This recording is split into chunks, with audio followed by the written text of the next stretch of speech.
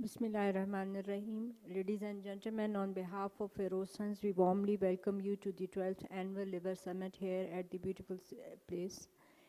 We are very grateful to our distinguished guests who have traveled across Pakistan and abroad for this session.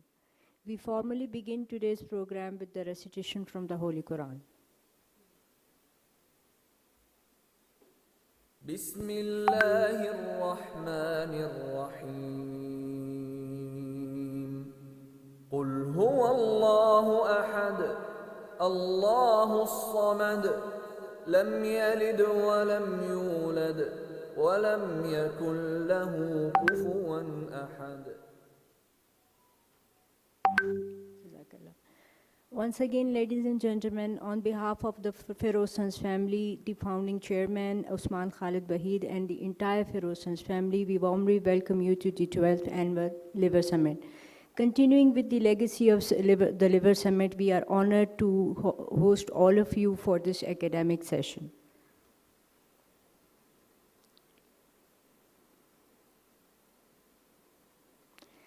As we start today's discussion, we would like to look into where we stand today when we talk about liver disease and liver health in Pakistan.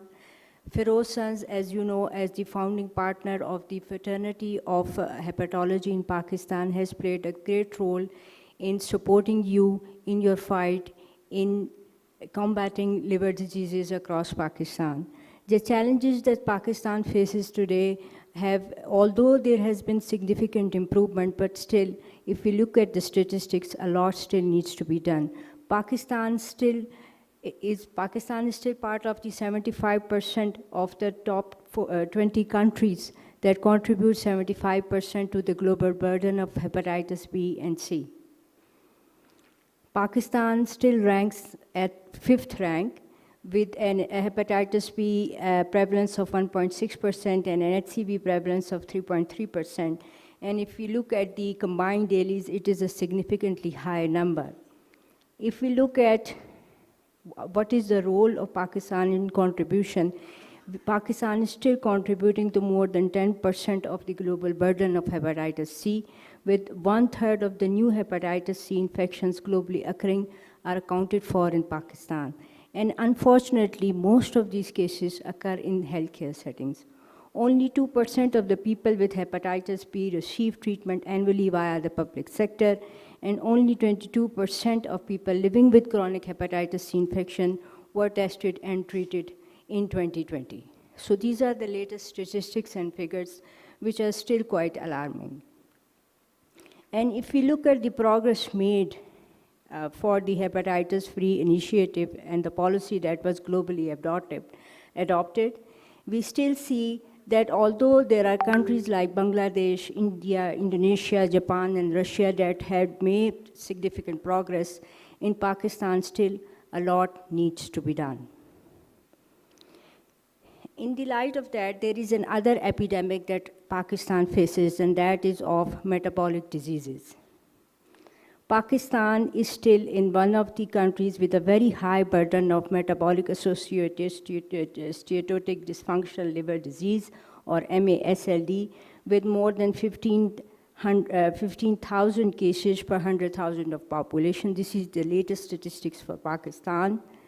So if we look at both the battlefronts, whether it is hepatitis or whether it is MASLD, Ferozans has been leading the battle for hepatology in Pakistan with the founding principle of putting patients first. If we look at the journey that started with the inception of the first biotech plant in Pakistan, and with partnership with our strategic partners like Gilead, and bringing in antiviral therapy for hepatitis, and we were the pioneers in that. And in 2018, with setting up the Hepatitis Free Pakistan initiative, the journey still continues, and still we progress with innovation and introducing new products for these challenges. In the field of hepatitis, Hepatitis Free Pakistan is something that is very close to the heart of the Ferozans family, and we have been strategically partnered with Gilead, who has been our founding partner in this battle, and helping us locally manufacture, and manufacturing, not just locally manufacturing, but manufacturing with excellence the essential drugs that were so critical in our fight against hepatitis B and C. And of course, public awareness has been the pillar and our essential role in public awareness in prevention and elimination of hepatitis C and B is acknowledged across all fronts. When it comes to MASLD, Ferozans has made great initiatives in 2006 with the first biotech plant that was founded by the name of BF Biosciences. We progressed and we enhanced our manufacturing capacity, and in 2024 we launched our first GLP-1 analog, and in 2025 we successfully launched tirzepatide, which is GLP-1 GIP or twin incretins as you call it. So in the field of MASLD, again, Ferozans leads the battle in hepatology in Pakistan by making treatments like semaglutide and tirzepatide not only accessible but also affordable to the masses across Pakistan. And another critical aspect that we have done is to generate real-world evidence for these drugs for the Pakistani population. So the journey of the Liver Summit that started with 2011 with the foundation of the first Liver Summit, till today, 2026, we stand, And it is a great academic journey which may not have been possible without the support of our esteemed faculty.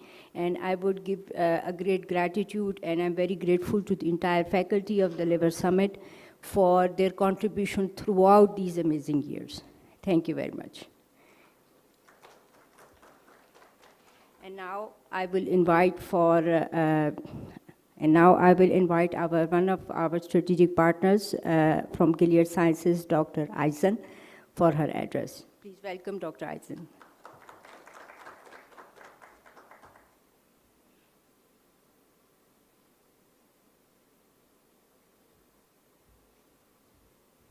Good morning, ladies and gentlemen. So looking at that journey, I think I remember that I attended the one in 2015. That was the first one. And now we are here in Islamabad in 2026. It will be the 12th one.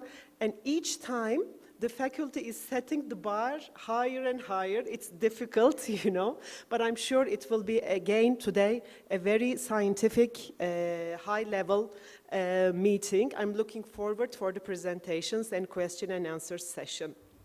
So let me say a few words about Gilead's journey, about Gilead's commitment to patients with liver diseases.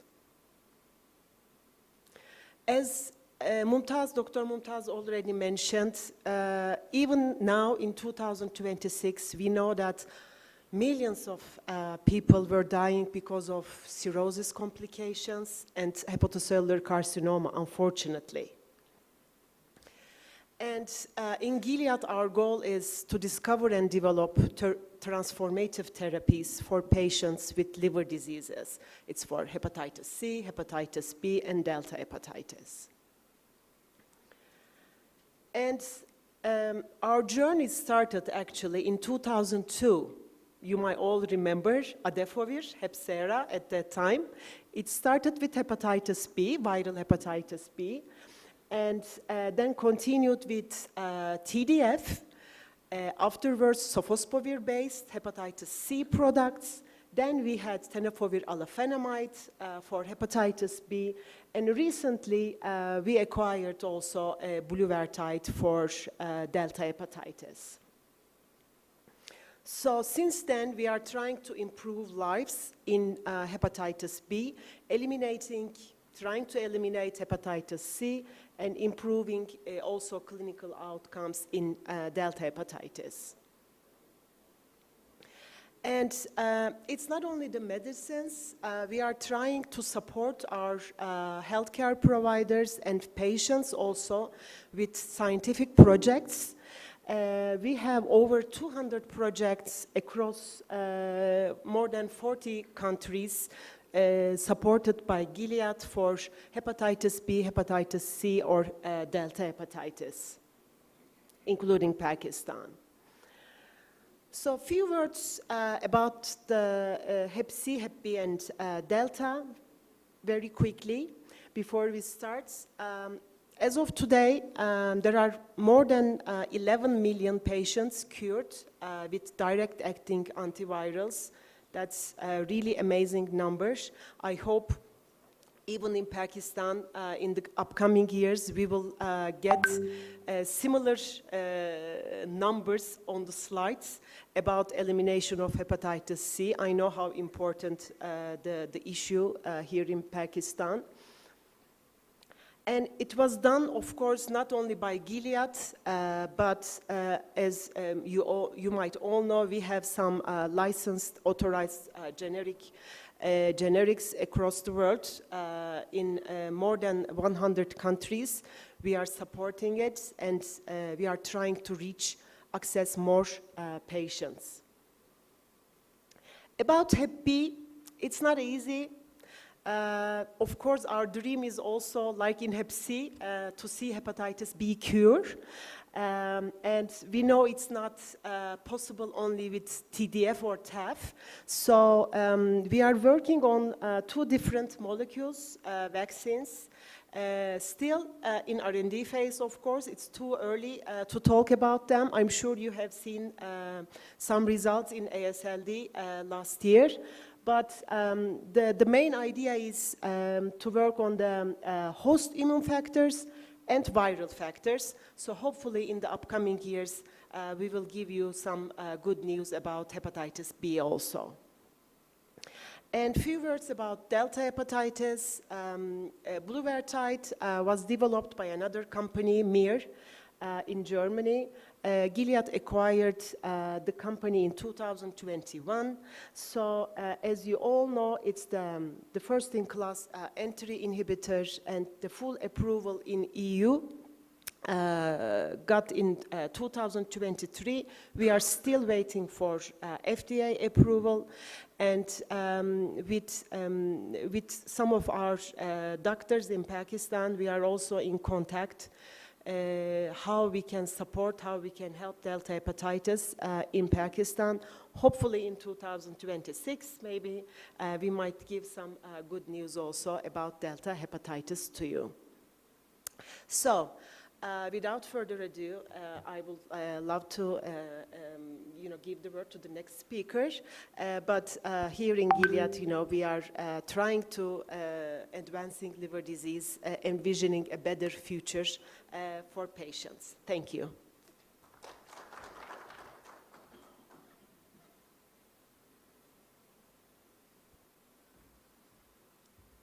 Thank you very much, Dr. Eisen, for updating us about the latest, what is going on in Gilead and what we might expect for Pakistan in our field. So now I will hand over the podium to the faculty of the Liver Summit, and I would like to welcome Dr. Akram Ali on the stage.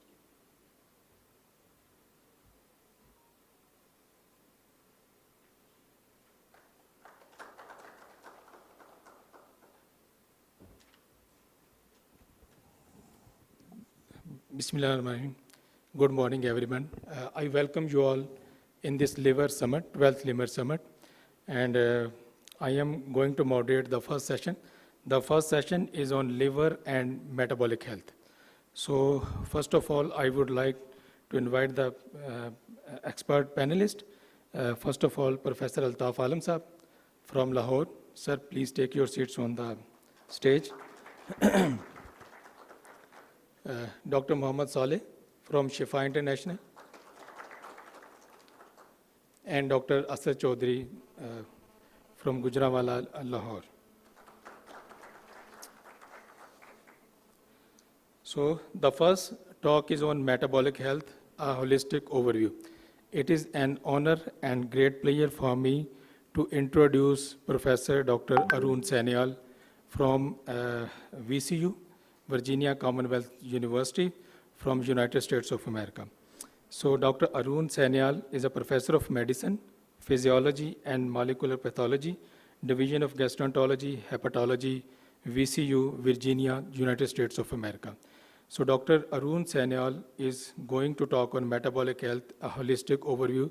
This will be an online virtual presentation. Please welcome Dr. Arun Sanyal.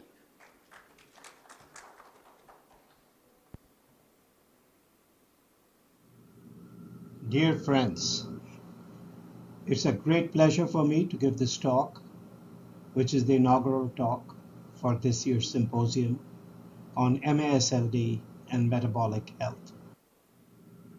Here are my conflicts of interest. A good place to start this conversation is really to talk about non-communicable disorders. Non-communicable disorders, or NCDs, account for about 40 million deaths annually, and is comprised of a cluster of conditions that include cardiovascular, neurological, type 2 diabetes or metabolic, and renal disorders. Now, what we know now is that metabolic dysfunction-associated steatotic liver disease, or MASLD, is a central non-communicable disorders, and it is closely linked to all of the other disorders through common biology. And we also need to think about this condition really in the context of the life cycle, where the impact on the patient in one part of the life is different than on another part of life. So let's just begin with early life. And at the time of conception, if the mother is diabetic, we already know that the likelihood of having hepatic steatosis, particularly among stillborn babies, is much higher. And the likelihood of having a stillborn baby is also higher in this population. So right off the bat, there is a clear clinical impact. And both low and high birth weight is a setup for MASLD later on in life. Now, as you move into childhood, there are long-term extrahepatic outcomes that are seen simply because one has accumulated fat in the liver. So this is an outstanding landmark study from Jeff Schwimmer, who it is a single center study with over 1,000 children between the ages of 2 and 18. And on longitudinal follow-up, their mortality rate is almost 4 per thousand person years, which for a child is actually quite high. And the standardized mortality ratio is 40 times higher than their peers. And you can see not only is their mortality increased, but their likelihood of developing type 2 diabetes, obstructive sleep apnea, hypertension, etc., are all increased. Now, there's another very important study that came from Europe, from Sweden, and what they see over here is that childhood obesity is critically linked to the likelihood of developing type 2 diabetes late in life. And there's a synergistic effect of muscle and intermediate levels of glycemia in terms of the hazard ratio for developing full-blown type 2 diabetes.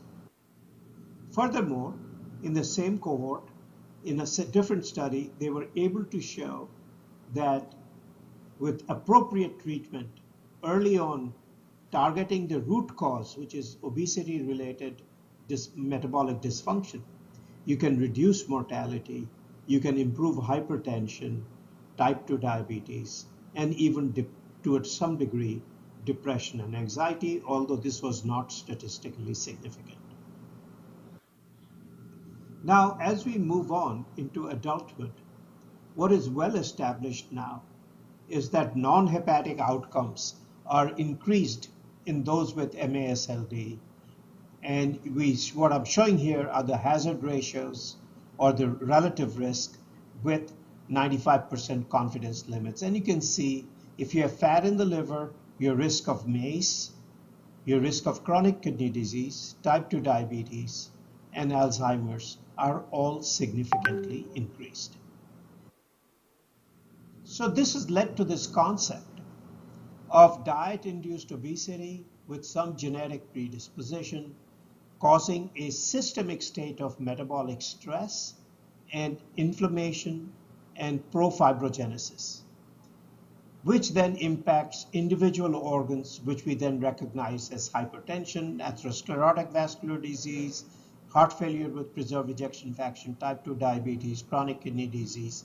And while historically we thought MASLD was another one of these end organs, what is now becoming clear is that the MASLD is actually an upstream event soon after adiposity and actually plays a role in driving the end organ diseases that are listed below.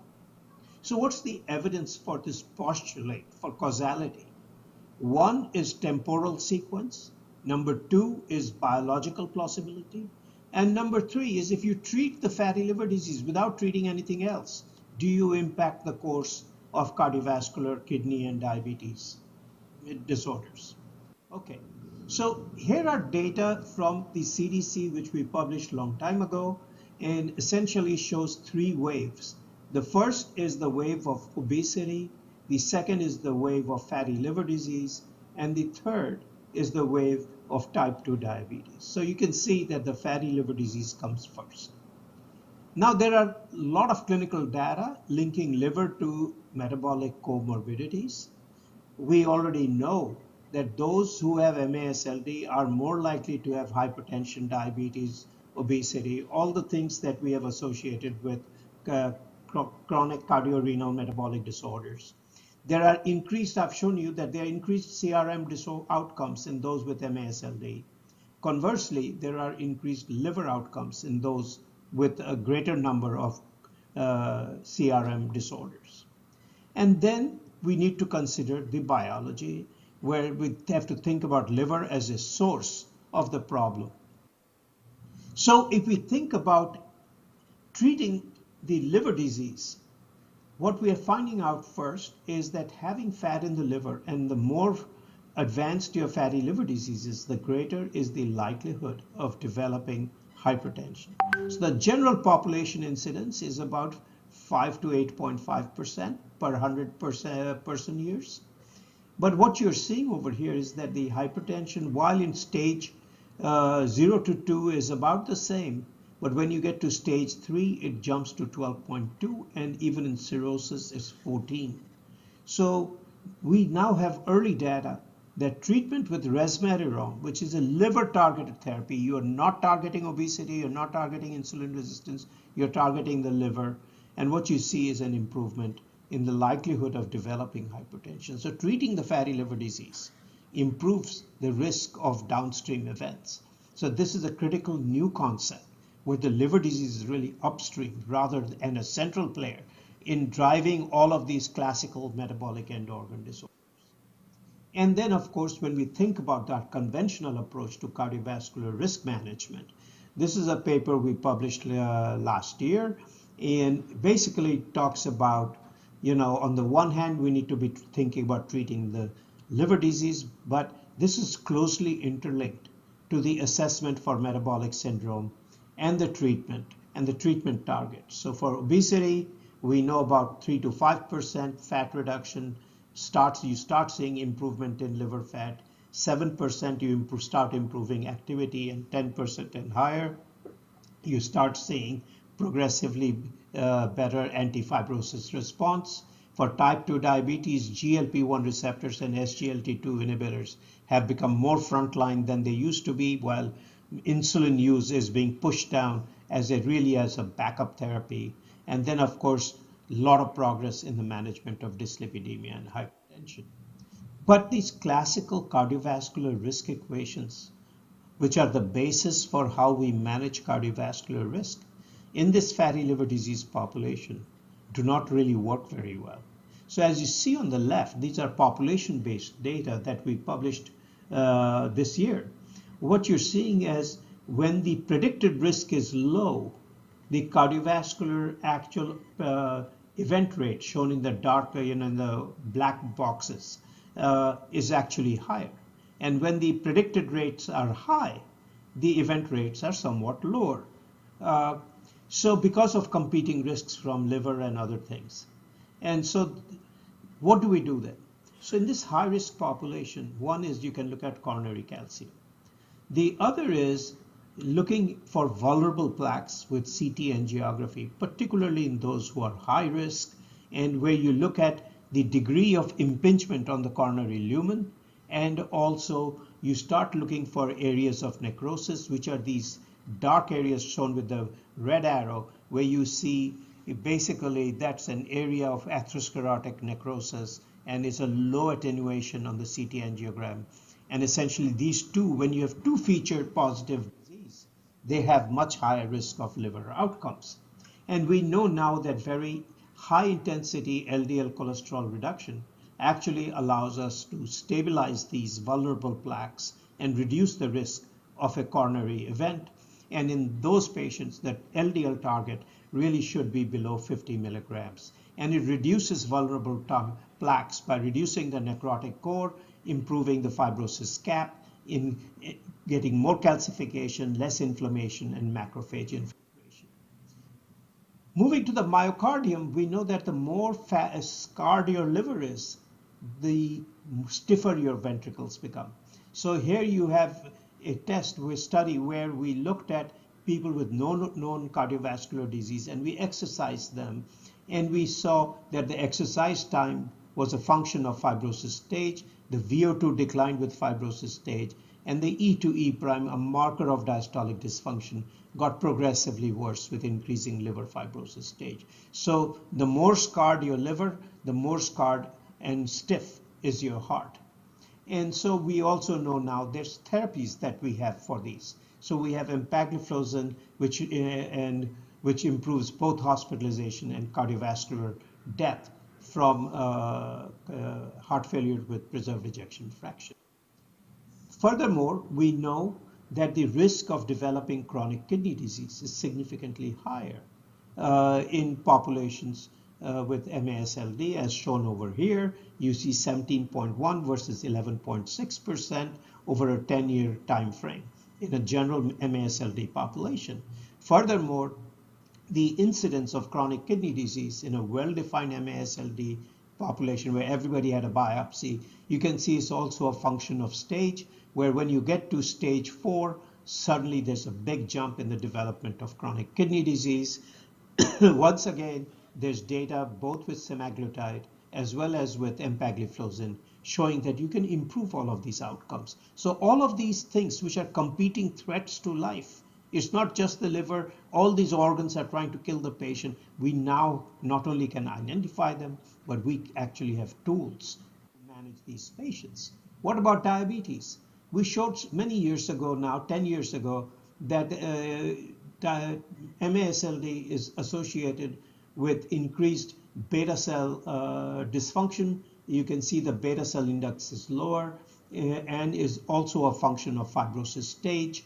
And we know that the incident type 2 diabetes is also increased in those with MASH with more advanced fibrosis. And once again over here, we know that semaglutide has benefits on glycemia, as do SGLT2s. So you really don't need to do a huge amount of testing. There's a core element that you have to look at.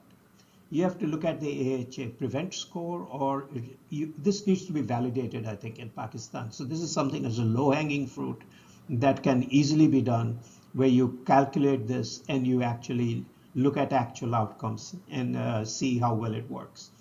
And then you look at EGFR. You can ideally should also look at urine to albumin creatinine ratio, which can be done with a little dipstick now, particularly in your diabetic population. You look at A1C. If they're smokers, you have to advise about smoking, although in your culture, probably smoking is not so common. And then you look at family history. And based on these, you can assess whether somebody is a high risk, intermediate risk, or low risk. For high to moderate risk, we further recommend coronary calcium, and then particularly if they're very high risk, you may think about getting CT angio to look for vulnerable plaques. For diastolic dysfunction, you look at SGLT2 and refer to specialties. And then, of course, there's chronic obesity management, etc. And aspirin is really best established for secondary prophylaxis and not for general primary prophylaxis in the broad population. So between statins, SGLT2s, GLPs, and aspirin, 4 drugs that can impact all of this cardiovascular and cardiorenal risk and glycemic risk. And as we'll see, potentially beneficial for the liver as well. So when you think about the liver, you have to think about, again, risk. And this can be easily assessed by looking at the FIB4. If you do not have access to FibroScan, a FIB4 is actually very robust. But if you start at the bottom for those who have very early stage disease, they're not going to die of liver disease. They're going to die of cardiovascular disease and cancers. So adequate weight reduction, as I've shown you, reduces all of those principal threats to life, such as cardiometabolic outcomes. Now, those who need liver-targeted therapy are those who started scarring down their liver. And these are people who typically, if you do a biopsy, would have steatohepatitis with high activity or NAS score and fibrosis stage 2 or higher. But their FIB4 generally, if you have fat in the liver and your FIB4 between 1.3 and 2.6, And if you have the opportunity to do a fibroscan, they have a liver stiffness between 10 and 20 without thrombocytopenia, that defines this intermediate population. I will tell you that a fibroscan is not essential. If your FIB4 falls into this category, it works just as well as a fibroscan. Neither is a perfect tool. And then essentially you can treat those patients. And then those who have cirrhosis need advanced tertiary care for cirrhosis. Now, along all of this, you got to think about the ladies. Women have a lot of problems that are linked to metabolic health, particularly related to reproductive biology. So during pregnancy, there is caloric intake change, there's insulin resistance, the adipose tissue increases, there's increased cardiovascular volume, there's vasodilation, there's changes in coagulation factors. And then if you have MASLD, there's certain pregnancy risks that are increased, including increased toxemia, HELP, postpartum hemorrhage, and the baby, as we already talked about, could be preterm or have a higher risk of stillborn and have fat in the liver. Very importantly, it also impacts the ability of women to conceive. So the more insulin resistant they get, and the very strong relationship with fatty liver disease, greater likelihood of having polycystic ovary as well. And then, of course, as you get to older age, there are other things such as frailty, social isolation, and other things that have to be taken into consideration. Just aggressively making them lose weight may not always be the best idea in this population because they have a fall risk. And if an old person falls and breaks their hip, that is a harbinger of death. So you have to be careful in this population, and particularly think about frailty and sarcopenia in all populations, but particularly in the elderly, to improve their metabolic health and reduce sarcopenia.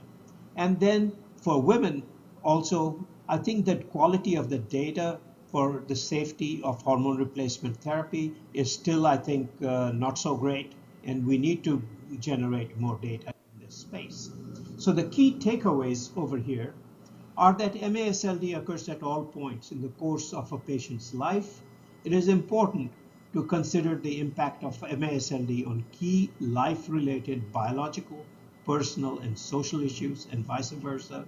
In addition to conventional risk assessment for type 2 diabetes, use of statins and aspirin for cardiovascular harm reduction, one should consider in this population aggressive cardiac risk assessment, use of high-intensity LDL cholesterol reduction to improve cardiovascular health in high-risk patients, like I showed you, the use of SGLT2 inhibitors if there is evidence of diastolic dysfunction or people have low EGFR or high urine to albumin albumin to creatinine ratio. If it's more than 30 in a diabetic or 300 in any other non-diabetic patients, early aggressive obesity and even MASLD care, starting earlier in life with the goal to improve metabolic health in adulthood, and screening for MASLD in pregnancy, and close monitoring of management in those who actually have fatty liver disease, and attention to frailty, osteopenia, mental neurocognitive decline in older individuals. So with that, I will stop. I thank you for your attention.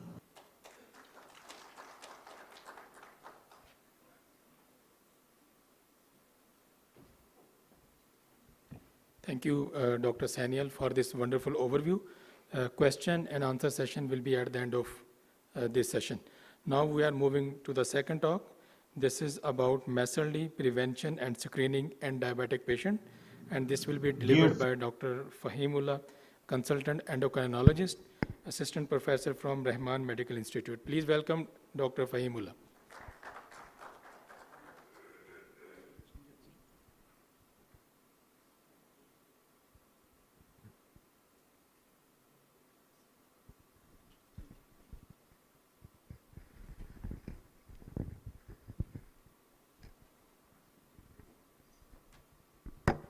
बिस्मिल्लाहिर्रहमानिर्रहीम। ये थोड़ी सी पुरानी तस्वीर है, ठीक है ना? So it's years back. बिस्मिल्लाहिर्रहमानिर्रहीम।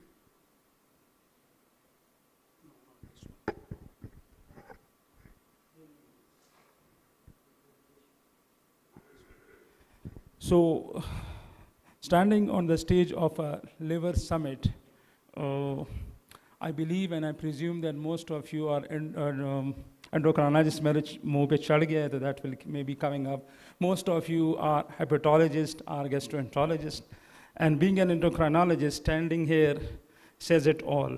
When we started, endocrine was a small group, and then slowly and gradually the concept of metabolic health got extending.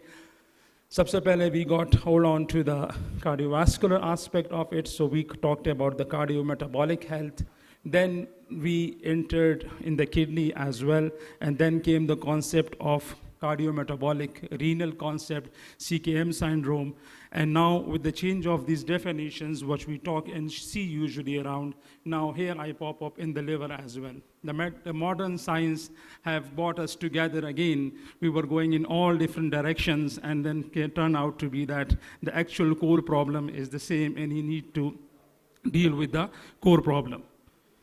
So knowing or presuming that you are gastroenterologist and hepatologist mostly, you must be aware of these new changes that happened few years back, and now we don't call these terms as non-alcoholic fatty liver disease or NASH, we call that MSLD and MASH. Well, the first speaker was expanding and talking about the fact that maybe liver is the central part, and everything initiates in the liver, and then it goes on around other organs. In metabolism, we believe the other way around, and maybe we both are right in our own sense, and maybe we both are wrong in some places. And here what we suggest that MSLD doesn't start in the liver, it starts in the adipose tissue, in the muscles, in the pancreas, and the liver pays the price as it goes on. I was contacted by the organizer of this session, and they asked me to convey these few messages, and this is how my present talk will be about, that I will talk about the metabolic origin. That is the important part, that I will try to explain to you that how everything starts in the periphery and in the liver, then it is the outcome of that. We will discuss a bit of epidemiology, what is the role of endocrinologist, and where we stand while we are talking about the MSLD. In the last presentation, you saw a pyramid where the cirrhosis was red on the top and the MSLD was green at the bottom of the pyramid. We stand at the bottom of the pyramid because we believe that if the metabolic health is improved in a good way, maybe we can prevent MSLD going on to the MASH and going into the fibrosis. You were listening to the first speaker, and he mentioned almost no drug of hepatology except resmeratrol, and he mentioned many drugs that basically initiated in the metabolic health and in diabetes. He talked about empagliflozin, he talked about semaglutide, he talked about tirzepatide. So all these drugs started for the glycemic control are now used even for the liver as well. We will be discussing the screening of MSLD as well as the prevention, and we'll discuss a few things about the pharmacotherapy as well. So this is how the definition stands, that the presence of hepatic steatosis in the adult in association with one of the metabolic risk factor after exclusion all the other causes of fat accumulation in the liver. And that's the criteria, that is ASLD criteria, which said that it should have all the three aspects covered before we label this patient is suffering from MSLD. The first one is hepatic steatosis, which is imaging on ultrasound. I guess you will know better this part from me because you deal with these things. So imaging with ultrasound and other modalities and the histology. Then comes the metabolic part. It can be type 2 diabetes. It can be overweight or obesity. It can be metabolic dyslipidemia, hypertension, and insulin resistance. And you have to exclude all the other significant causes of liver steatosis. When it progresses further, the hepatic steatosis plus liver inflammation plus hepatocellular injury plus minus fibrosis, that is MASH in the setting of metabolic dysfunction. This is not our domain because, as I said, that we stand at the bottom of the pyramid where we believe and we try not to let liver to lead to this extensive part. So what is my role? What is the role of endocrine MSLD? They is interlinked, and we consider that it is from the hormone to the hepatic fibrosis. The MSLD has a metabolic origin, and the most important thing that begins is insulin resistance. The previous speaker was referring to the same thing. Insulin resistance starts before obesity. Insulin resistance starts before type 2 diabetes. Insulin resistance begins before even pre-diabetes, before obesity. Everything comes after the insulin resistance. Most of us who are even thin, lean, non-diabetic, normal blood sugar level, non-obese, may still have insulin resistance, and that is the driving force for metabolic problems. And this is how it happens. What happens in the insulin resistance, then whenever there is insulin resistance, the job of insulin in a normal physiology is that it goes to the adipose tissue and it suppresses the hormone-sensitive lipase enzyme. As a result, the lipolysis is inhibited and the minimal free fatty acids are released from the adipose tissue that need to be carried to the liver. In insulin resistance, insulin cannot do this most important initial step. What happens when there is insulin resistance? The insulin fails to suppress your lipolysis. There are lots of free fatty acids generated in the adipose tissue, and these free fatty acids are taken to the liver where they are used for the synthesis of the fats in the liver. So the first concept of insulin resistance is that there is a chronic hepatic free fatty acid overload. What happens in the liver that it takes the free fatty acid, triglycerides accumulate in the hepatocytes, and then steatosis develop. 60 to 70% of the fat from the hepatic, from a patient with MSLD liver comes from the free fatty acid that has been generated from the adipose tissue. So that is the first source of the liver. And the other concept that is important in the insulin resistance, that we call it hepatic insulin resistance paradox. What is the role of insulin on the liver? If we look at this thing is not properly working. This is for the carbohydrate metabolism, and that's for the fat metabolism. When insulin enters into the liver, it starts inhibiting gluconeogenesis. So no more glucose is created from the non-insulin substances in the liver. It suppresses glycogenolysis. जो glycogen store पड़ा हुआ है उसकी glycogen को storage को बंद कर देता है और glycogen synthesis को बढ़ा देता है. This is what insulin does in a normal patient. When there is insulin resistance and insulin cannot work properly on the liver, so these processes are stopped, or these processes are not working properly. So as a result, when there is failure of gluconeogenesis, there is suppression, so zyada gluconeogenesis hogi, zyada gluconeolysis hogi, and ultimately will lead to the hyperglycemia. The glucose will come from the insulin and it will go on into the periphery. So this is what happens in the insulin resistance in the liver on the carbohydrate metabolism. What happens in the fat metabolism, the job of the insulin in a normal situation is to stimulation of de novo lipogenesis. So that happens in the liver. लेकिन अगर liver में insulin resistance भी है, still it carries on. So this results in a phenomena which we call insulin resistance paradox, where the insulin resistance stage, there is increased release of glucose from the liver, as well as increased synthesis of the fat in the liver as well. So this leads to the concept that with this insulin resistance, the liver failed to suppress glucose production, but continue to synthesize fats, creating a paradox simultaneously causing hyperglycemia and steatosis. And these are the sources of the fat that is accumulated in the liver in MSLD. Almost 60 to 70% of this fat is coming from the free fatty acid from the periphery. 10 to 15% of the fat is absorbed from the intestine, and 25 to 30% of the fat is from de novo lipogenesis of the fat of the lipids in the liver. So this is what we call that insulin resistance is basically responsible for the accumulation of the fats in the liver.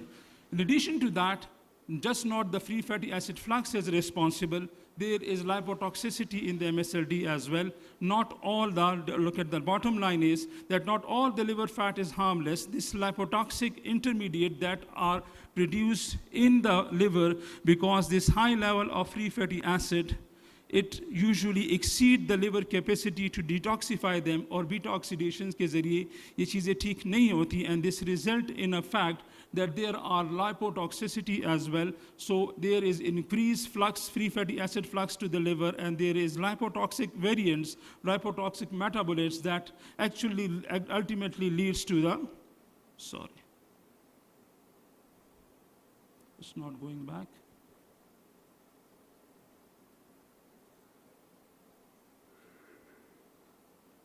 वापस नहीं जा रहा, back. If you can take it back, पीछे चले जाएं, और भी चले जाएं, एक और पीछे जाए, पीछे, हाँ, another one more, हाँ, बस आगे कर दे, good.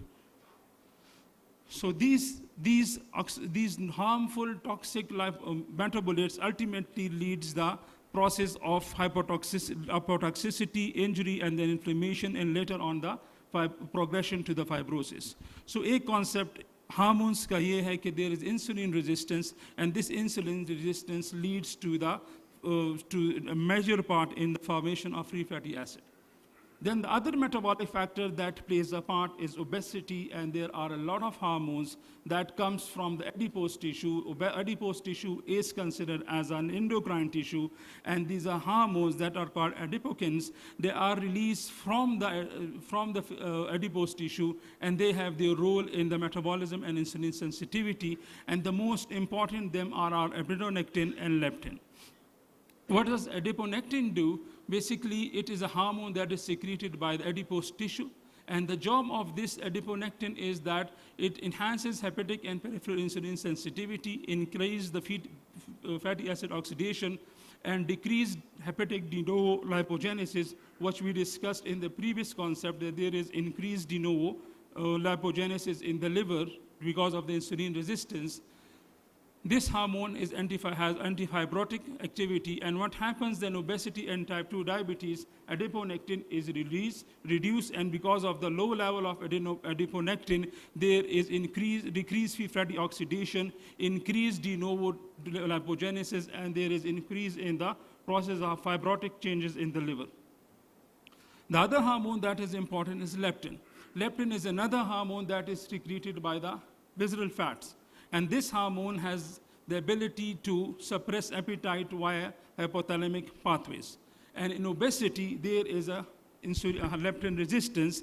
Leptin cannot pass blood-brain barrier, and it cannot stop the hunger, and the person keep on eating, so it leads to further obesity. But what happens in the liver, that in the liver, this is a hormone that promotes collagen deposition and fibrosis and activation of the hepatic stellate cell. So brain mein to there is a problem through the blood-brain barrier, leptin resistance, it cannot cross and stop hunger, but in the liver, it still keeps on doing its normal physiological job, and it leads to the profibrotic hormone leading to the chronic liver problems, MASH and MSLD. Then it was discussed in the previous presentation as well, that dyslipidemia has its own contribution, high triglyceride and very low density lipoprotein, increased hepatic delivery and storage system se zyada ho jate hain, they are then converted into toxic metabolites, free fatty acid increased ho jata hai, and there are atherogenic hyperlipidemias. So basically all these dyslipidemic problem, insulin resistance, ultimately lead to the MSLD, or ultimately lead to the fat deposition into the liver. Insulin resistance will increase de novo lipogenesis, increase influx to the liver, decrease free fatty oxidation, and ultimately lead to hepatic steatosis. Type 2 diabetes will accelerate steatosis, inflammation, and fibrosis, will increase the risk of progression. The obesity will increase free fatty acid. There will be lipotoxicity. There are different cytokines, adiponectin, leptins, and dyslipidemias as well. So we believe that this is all the metabolic problem that leads to ultimately to the MSLD and later on to the MASH. If you go through this statistic that globally, the prevalence of MSLD is around in 30s everywhere across the world, almost with some increase, reduction and increase. But if you look the prevalence of MSLD in patient with type 2 diabetes, it jumps up twice or 3 times to the normal patient, to the patient who don't have diabetes.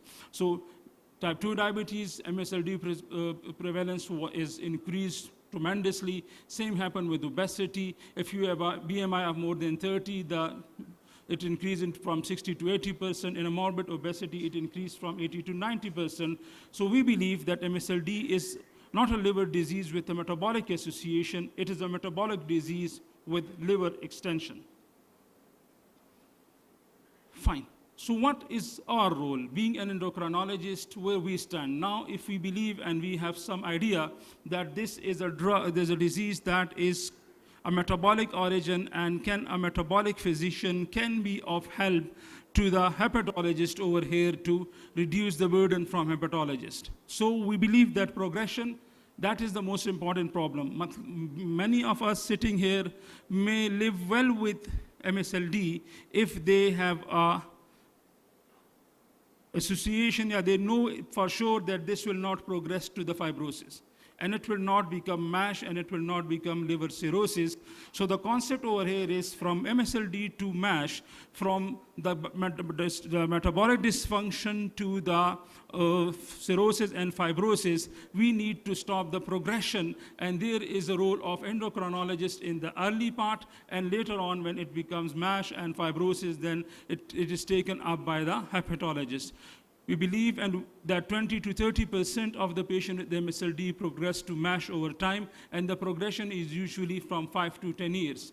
But if you have these metabolic problems with it, like your patient is diabetic, obese, and have persistent insulin resistance, then this progression is faster, and it happens even at the lesser time duration, and the MASH may develop even from 3 to 5 years in patients who are at higher risk. So the concept over here is if we intervene early, there is a possibility that we may prevent, or we may stop or slow down the progression of MSLD to MASH, and later on to the stage 3 and 4 fibrosis and cirrhosis. As was mentioned previously as well, so what we can do at the metabolic aspect, that the weight loss, that is an important aspect of MSLD management, and believe that 10% of the weight loss have shown a very significant histological improvement. There is 67% NASH, which is now called MASH resolution, as compared to the 20% in the control, and the greater weight loss improve MASH-related outcomes as we go.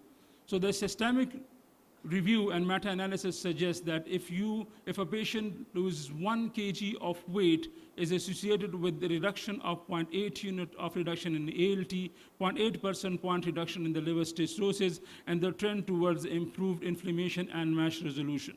It's another data, which is a meta-analysis from 22 randomized controlled trial, showed that weight loss intervention reduced the liver enzymes, reduced radiological and histological statosis, and reduced the scoring and FLD scoring as well.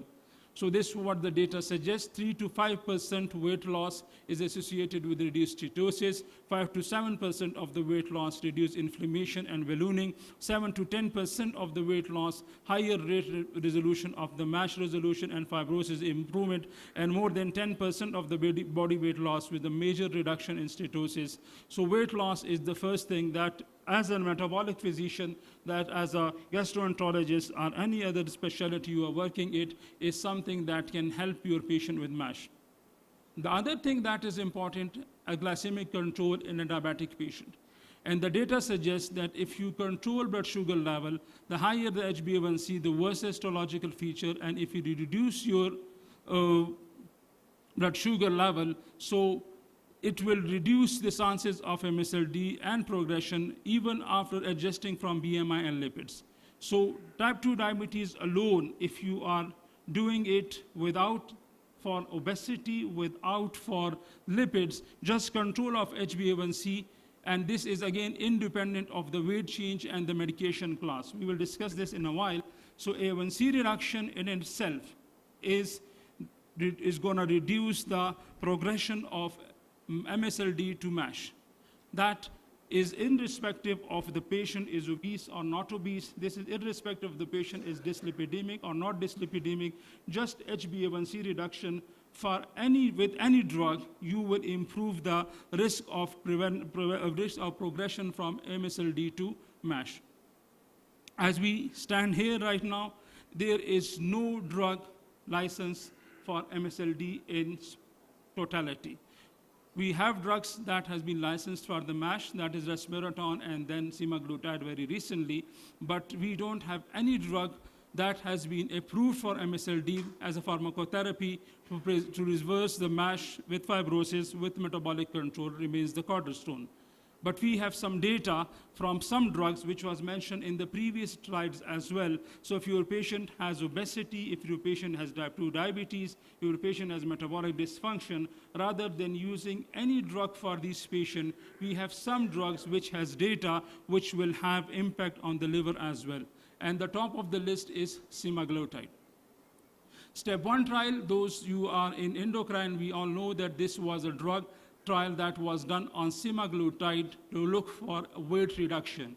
But a subclass of this trial also had liver fat reduction was checked through this MRI proton density fat fraction, and it was, I am just explaining to you the cohort that was checked for this with this MRI as well. The trial was done for the weight reduction. So it showed that in the subgroup of 140 patients who underwent MRI, showed that this drug, semaglutide, showed 38% reduction in the liver fat, and patients with more than 30% liver fat reduction were 72% as compared to the 17% of the placebo. So the trial was basically done on this semaglutide, which was for the weight reduction, but this small portion of this patient underwent MRI as well, and which showed that there was 38% reduction in the liver fats. All the group in this patient, they have ALT was tested in all the cohort. The 149 patients, they had only MRI. With all the almost 2,000 patients, the ALT was the part of the normal protocol. So it showed that there was reduction of 13 units per liter ALT, and with the normalization of ALT was seen in few patients as well. So in this trial, which was step 1 trial, which was on the weight reduction for semaglutide, it showed that there was 38% reduction in this hepatic fat, as well as there were 13 units per liter reduction in the ALT in all patients. This then led on to phase 3 trial, which then was concluded, and now this drug has taken approval for the MASH, but it is not approved for the MSLD. So this is the data from the step 1 trial, which showed that with MRI, there was 38% reduction in the fats. There was 13 units per liter reduction in the ALT, which somehow translate into the hepatocellular injury. More than 30% reduction was seen in 72% of the patient, and there was no AST-ALT ratio rise, which showed that there was no progression of fibrosis in this group. Then there is another drug that is now the talk of the town. It is available in our part of the world as well, that is tirzepatide. Again, this is a SURPASS-3 trial, which was not done for the liver. It was a trial that was done for the comparison of tirzepatide versus another insulin, that is insulin degludec. But there was a small group which had an MRI subunit arm, which was to show the impact on the liver fat on this drug.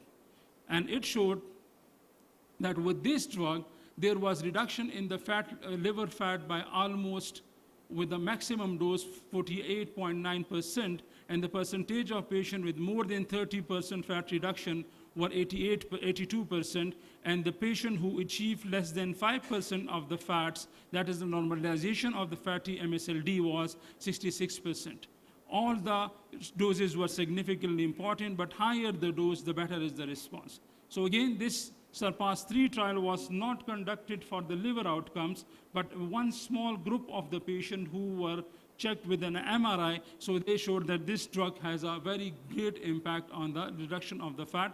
There is a phase 3 trial going on tirzepatide specifically for the biopsy approval, biopsy improvement in the MASH in the MSLD patient. So that will be maybe 2027. They are saying that they will release their data. So again, this is the effect. What happened, man?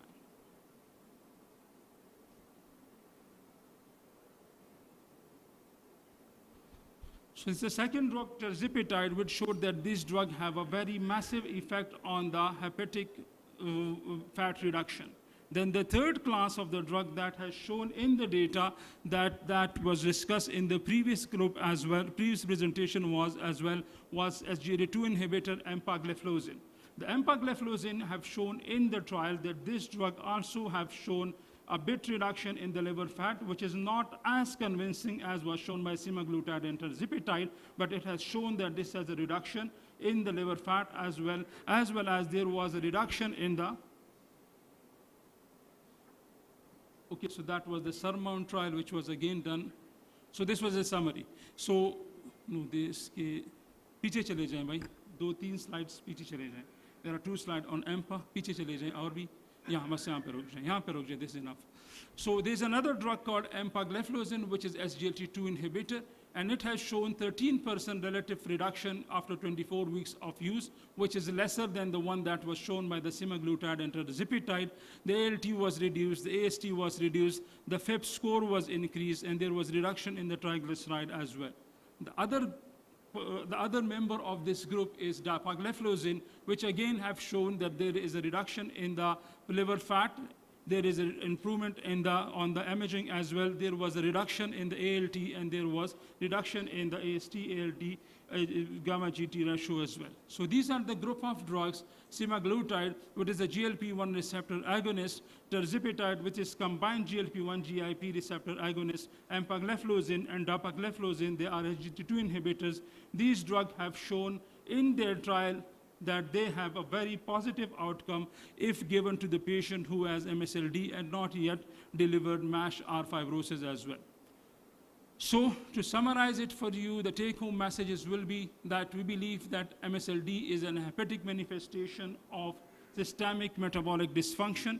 Insulin resistance increase the free fatty acid flux and the hepatic de novo lipogenesis. Obesity and adipose dysfunction overload the liver with excessive fats.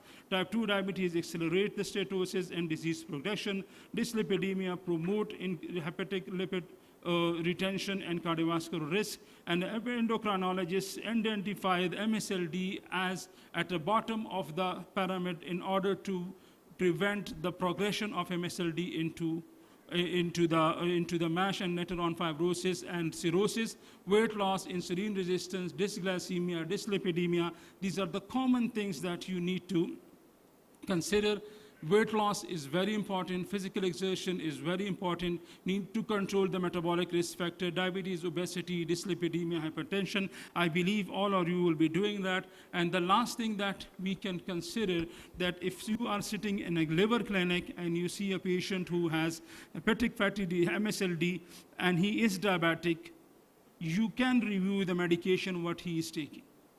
If he is on metformin, DPP-4 inhibitor, pioglitazones, sulfonylureas, the drugs that are not have any impact on the MSLD or liver steatosis, you can switch them yourself, or you can at least ask them that there are drugs that can reduce and help you in production in your real fat, and you need to go back to your physician. If you can do it yourself, that is very, very good. But if you can't, then it is better to switch these patients to the drugs. They have impact on the reduction of the liver fat, and these are GLP-1 receptor agonists. Semaglutide, used to be a very expensive drug still, but now we have the local manufactured semaglutide, which has reduced the cost of these drugs very much. We have tirzepatide available in Pakistan from the last 3-4 weeks, which is still expensive drug, but still it can be used. And empagliflozin and dapagliflozin are available, and they are comparatively very, very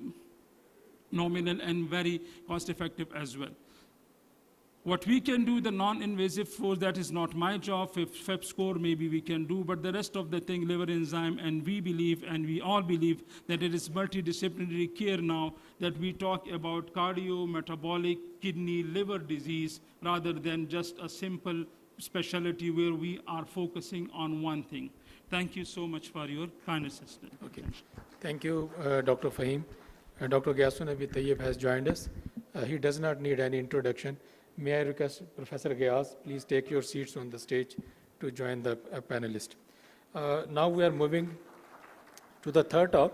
It is a very important talk, Managing MASLD in Resource-Limited Settings, Therapeutic Strategies. It is an honor and great pleasure for me to invite international speaker, Professor Dr. Bilal Hamid from University of California, San Francisco. Please welcome Professor Bilal from USA. Mikey band ho gaya. Assalamualaikum everyone, nice to see you. Thank you Ferozan for the kind invitation and congratulations on the Liver Summit. It's been a while that I've been to Bhurban, but it's amazing, and thank you for the co-chairs.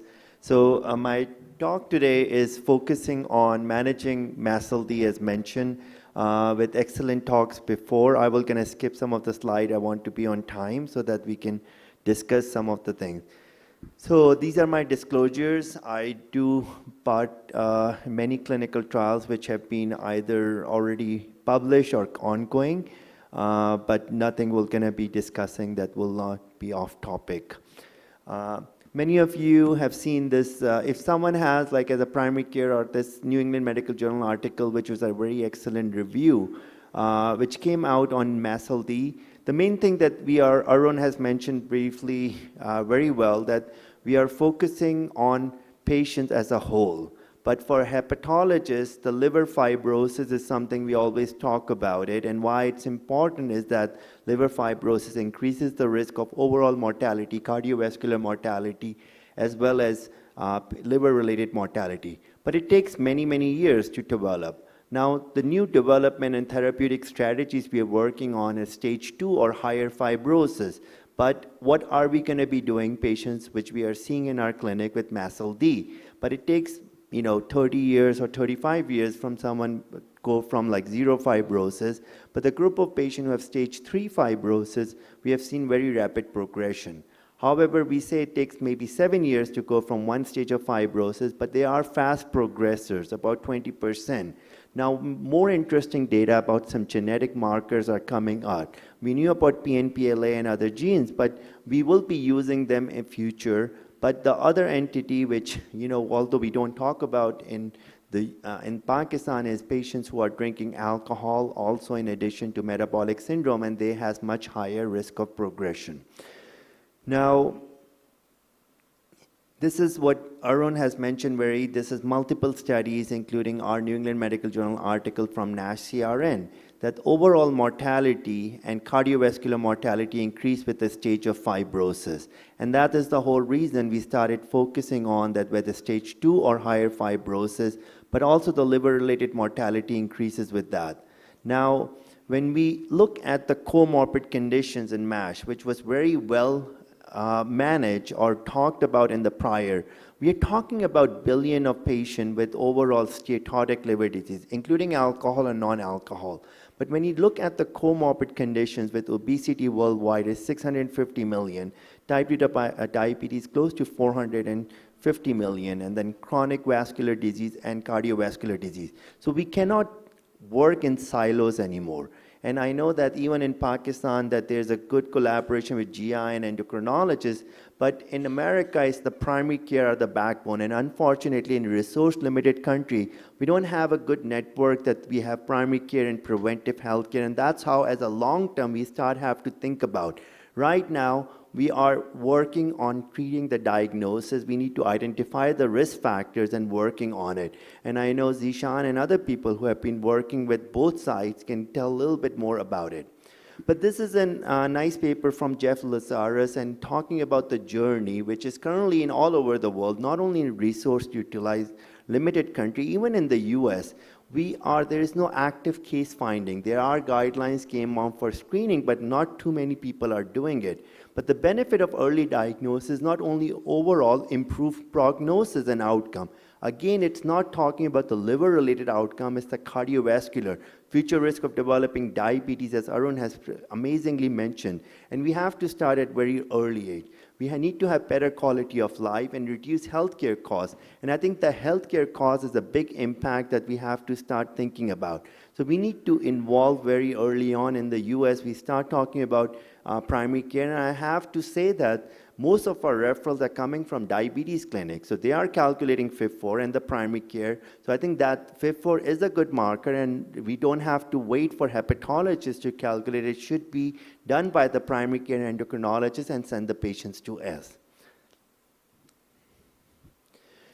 Now, obviously, I'm not an expert, I don't work here, but these are some of the challenges we have. So initially, when we used to talk about in this forum, like that we all know that MASH is no longer a Western disease. We still have very low awareness of PCP and even patient. Even in fact, when you say that you have fatty liver or you are gaining more weight, it's a sign of status symbol. And then I think that's where we have to start thinking about. We doesn't have more specialists anywhere, especially in Pakistan. You don't have more gastroenterologists or hepatologists that everyone can be seen. We don't have access to FibroScan, so we need to have more idea about what other things will be available. And the cost will be the biggest thing. If you look at the income, like we can talk about people in certain community in big cities, but if you talk about everything, whether it's cost to the labs, imaging, and especially the new medication. And I would just, and correct me if I'm wrong, if you look at the cost of GLP-1, it can be anywhere from 3,000 to 5,000. That's what I think I was looking at it. It may be a little bit cheaper, but someone who is making $30,000 per month, and how are we thinking about long term that what we will be the thing? And the cultural factors are very important. But the other thing is competing health priorities, that, MASLD is still not considered a factor that people are scared or worried about. So we need to start integrating metabolic health into this paradigm. Now, when we look at lifestyle recommendation, this is from the talk I gave in DDW. But it's very simple. Many of you know, but all these guidelines are based on the Western. I know HepNet has a very nice paper out there, and they did discuss about the logical. But we need to start thinking about the caloric intake, weight loss, and we'll talk about. One thing, as if someone primary care, other things, that the common question, even in the US, we get asked all the time about the use of statins. Statins, again, are not only safe, it has a beneficial effect into it. But what kind of a diet we will be recommending. Now, one thing I will be focusing on is also on vitamin E. We did just completed a new vitamin E dose ranging study because there was a lot of questions about it, and I'll show you some data about it. But before we talk about the therapeutic, it's a simple thing we can do without, no matter who you are, what kind of health issues you have, metabolic health or normal, is that this is a US physical activity guidelines published in 2018, and what they recommended that every person should do at least 150 minutes of moderate intensity aerobic and 2 days of muscle strengthening. And just get an idea that this is guideline out there, taught in school. My kids in high school are talked about it. Only 26% male and 19% women met the guidelines when they last checked it. So this is something. And why it's important, so relationship of any exercise is a very steep curve. If you look at it, that people who don't move, even if you start walking about a little bit, there's a very steep curve. And this is 130 to 150, 300 minutes of moderate physical activity is where you have the maximum benefit. So any sedentary person, you start talking about person who's sitting in an office, you need to start walking around, standing up. We have these standing chair and start doing it, and I think that's important. And what's the study? So people who are physically active for 150 minutes a week has 33% lower risk of all-cause mortality. So you don't need any medications, you don't anything. So this is simple. I think even we have to talk, and we have to actually be the leader, like we need to do ourselves. I think, and this is your own, everyone who is sitting you all are very busy, we all are busy, so we need to make an effort as a family. And even in America, there are a lot of constraints. People say that it's cold out there, it's hot out there, we can't do anything. So you need to understand the barriers. And if you look at some studies that there's a clear association between physical activity and MASLD. So sedentary behavior is an independent predictor. Patients who walk average 10 kilometers less each week than those without have more, and then eat additional hour of sedentary behavior associated 1.2% higher steatosis content. So there is a good amount of data which is out there based on it. And then the EASL and all the guidelines have taken about, so 150 minutes and keep it less simple. I think 150, there's a whole talk I can give about what kind of exercises you can do, but there is much better. And exercise in MASLD is not related to the weight loss. So people who doesn't even do weight loss have a significant impact on liver fat, but cardiovascular health, body composition improve, cardiovascular fitness, and quality and better quality of life. And then, the question get asked, like, what is the better, whether it's aerobic or resistant exercise? The aerobic exercise improve insulin sensitivity, and resistant improve metabolic flexibility. But then there are advantages. The aerobic are very convenient at low cost and widely available, but then they can cause fatigue. So there are some resistance. So we use combination, but you need to think about, so patients who have respiratory disorders, who cannot tolerate intensive, you can do some resistant, and there are a lot of YouTube videos out there. Everyone have access to it, and we are using more and more YouTube to give it. And CDC have identified, so you need to identify in your patients if you have barriers. And this is a barrier that we have, and the first barrier is for all of us. We don't have time. But there are others. Social support is important. We don't have energy, motivation.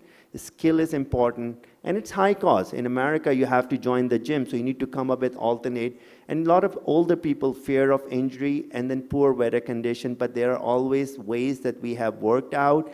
And I can share, the slides will be there, that how do you work around some of the barriers around it. And in America, a lot of time people say how when you go to the gym, people look at you, and I'm like, my physical condition, like, people can make comments about it. You need to pass that barriers, and you need to work with your patients into it.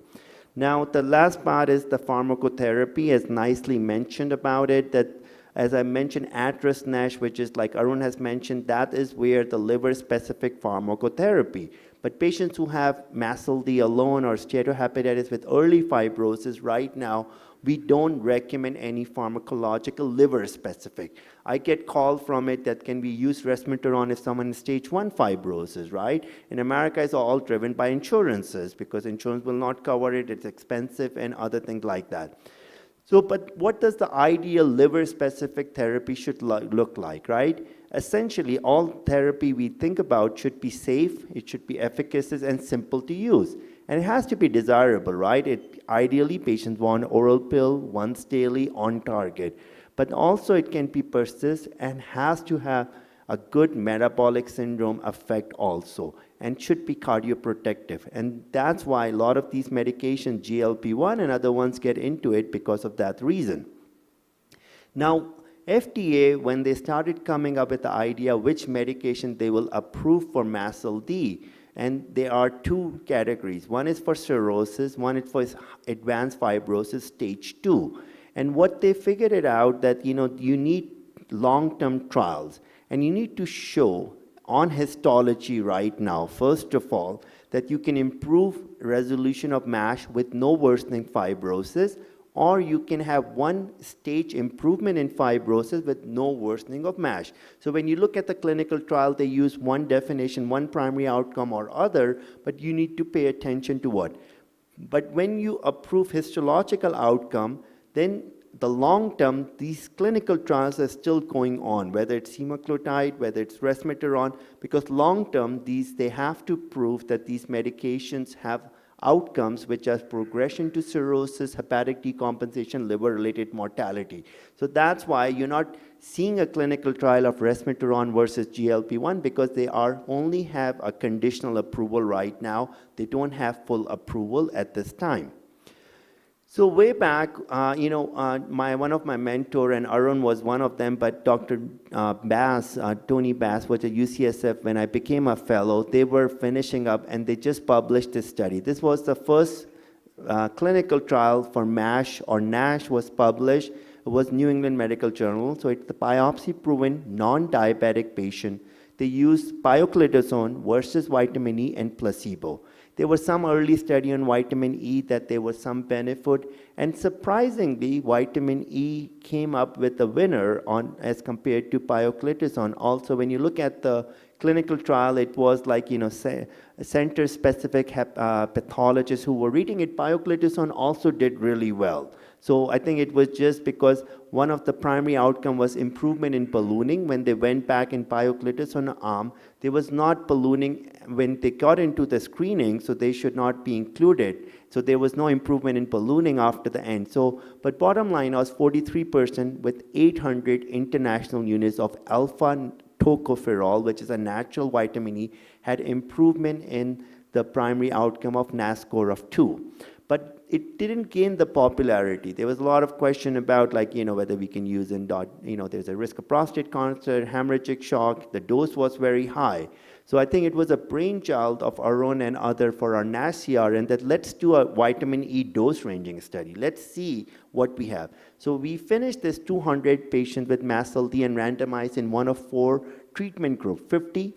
And they did not require biopsy. These are all comers, and what we use as an inclusion is the steatosis, like CAP score of 260 with ALT of greater than 60. So so there's no biopsy. So, and then it was treatment phase for 24 weeks and 24 weeks of follow-up. And it is just affect minimum dose to improve ALT levels. So very simple design, and this is what we have seen. Sorry, the CAP score was 280, not 260. And if you look at the primary outcome of 200, 400, and 800, if the relative change of ALT, which is pretty good, like minus 12 in that, but all the arms did really well. And also, if you look at the normalization of ALT, which is about 50% or 49% vitamin E, as well as 800 unit. And if you look at the response of the ALT, it happened very quickly. And the one thing is interesting that even after 24 weeks, this liver enzymes pattern did not go back to the normal level. So it did persist even after that. So this was another change in that these are patient. And so the outcome of this or conclusion was that primary outcome was met with all the 3 dosages. And the lowest dose, 200, produced a very robust ALT response. So the one thing that 800 may be a higher dose and other things. So I'm using now a lower dose of 200, 400. There was no additional benefit of higher dosing. And then these findings, do suggest that vitamin E can be used as a safe, accessible, and cost. And this is not data, although it's just only 24 weeks, we have seen improvement in the steatosis on the CAPS, on the fibroscan, and also some improvement in fibrosis. Although hard to, we can just publish, and this is now submitted to hepatology. It will be published soon. So this was presented in ASLD. They may talk about it tomorrow. And lastly, I think we mention about the resmetirom, which was a thyroid receptor. There are 2 thyroid receptors in the body, alpha and beta. Alpha is in the thyroid gland, beta is in the liver. And when most of the time in MASH, we think it's a relative hypothyroidism, so this work on this pathway. There are many other compounds in the same and which will be likely approved in the future, but this was the first medication which improved in that one. And this was the primary trial, Maestro NASH, still ongoing clinical trial. And the data was, which the reason they got published is that MASH or NASH resolution was seen. So there were 2-arm study, 80 milligram and 100 milligrams. So the MASH resolution was seen at 30 versus 10% in the 100 milligram, and the fibrosis improvement by 1 stage was seen. So it's not a huge difference, right? But now when they kept following these patients, they continued to show improvement in the fibrosis. So this is, and they had some beneficial effect, as Arun has mentioned, that when they're looking at it, that the hypertension, the LDL is getting better, although it was not that much metabolic benefit, but there is some benefit out there in that regard. Interestingly, this medication is also getting studied in cirrhosis. I don't have time for it. Both semaglutide and their newer agent, which have shown improvement in fibrosis, even in cirrhosis. So this is something interesting. Now, if there's a question whether I have a compensated cirrhosis, I can use it. In the Pakistan, I would say, yes, you should use it in that regard. And this is something that ASLD came up right now. I think you have to be very specific which patient. If I'm correct, it's like, about 3,000 rupees tablets available, but it's still for stage 2 to 3 fibrosis. I would not use someone with decompensated portal hypertension varices right now. We need a little bit more data out there.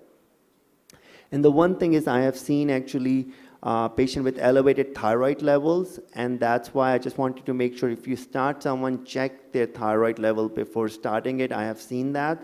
And then follow fibrosis assessment with a fibroscan every year. There's selected patient, if there's a worsening on it, I would then stop on it in that regard. So lastly, I think that we will just end with the injectable, which is incretins, and then so now we have many, as we already talked about, GLP-1, GIP, and GCP. It's a pleiotropic effect right now with all the other benefit that's been going on with that liver. As we already talked about, there are many, many different trials, even tirzepatide in the phase 3 clinical trial, but there are a lot of improvement.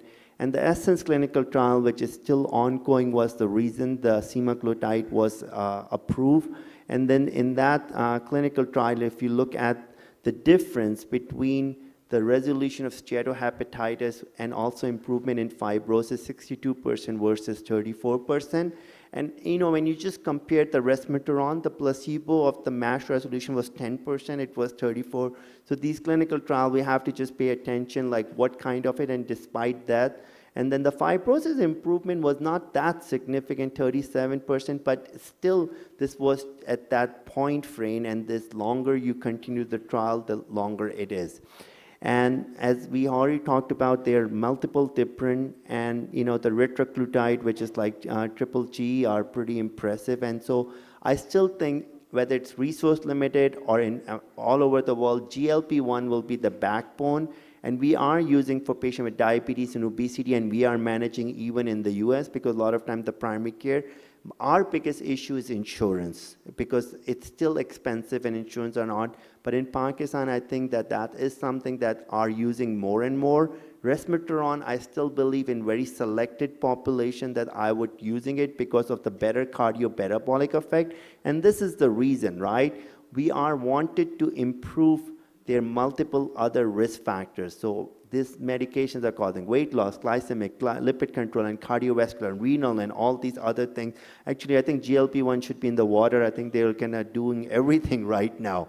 The only thing I would just say that this is like, who to treat. The ASLD has some guidance out there, again, from liver specific. These companies are very smart. When they looked at it, they identify in the US that 10% of the patients are not diabetic, they're not over obese or something, so there's a 10% we can only for liver-specific indications that can still be used for it. Now, one thing is that sometimes we get asked who to continue, what the response and how to. So ASLD did answer that which are the group of patients. So when you're starting these medications, any medications, you should pay attention to this thing. Whether you have this decrease in the VST by 30%, decrease in MRE, you don't have it, but the ALT is a good marker.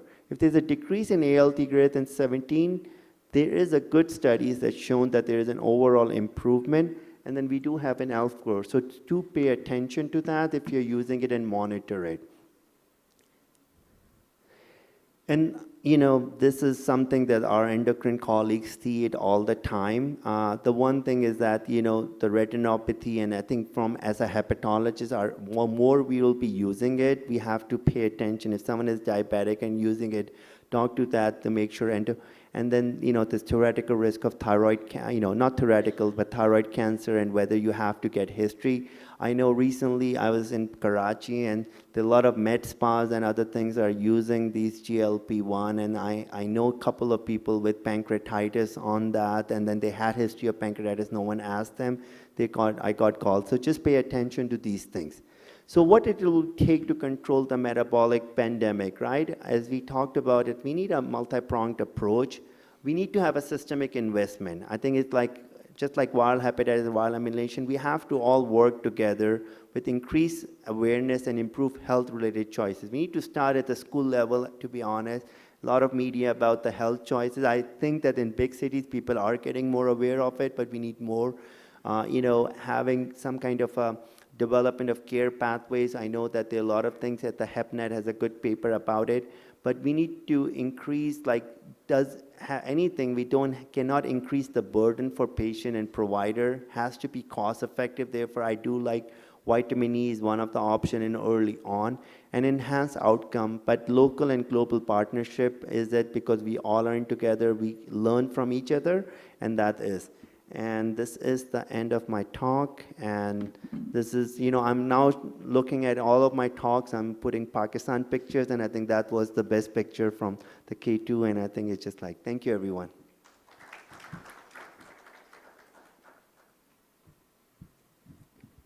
Thank you, Dr. Bilal, for this wonderful talk. Before moving to the last talk, can I have one question from the audience? How many of you do 150-minute walk per week? आप में से कितने लोग जो है ना वो 150? Don't worry, हम इसको publish नहीं करेंगे. We will not publish it. Very few people. Okay. So now we move to the last talk. So the topic is from diagnosis to follow-up, a practical management framework for lean MSLD. So it is an honor to invite Professor Dr. Amna Subhan. She is my teacher, she is my senior colleague from Aga Khan University Hospital. She is a wonderful gastroenterologist and hepatologist. So please welcome Professor Dr. Amna Subhan from Aga Khan University Hospital.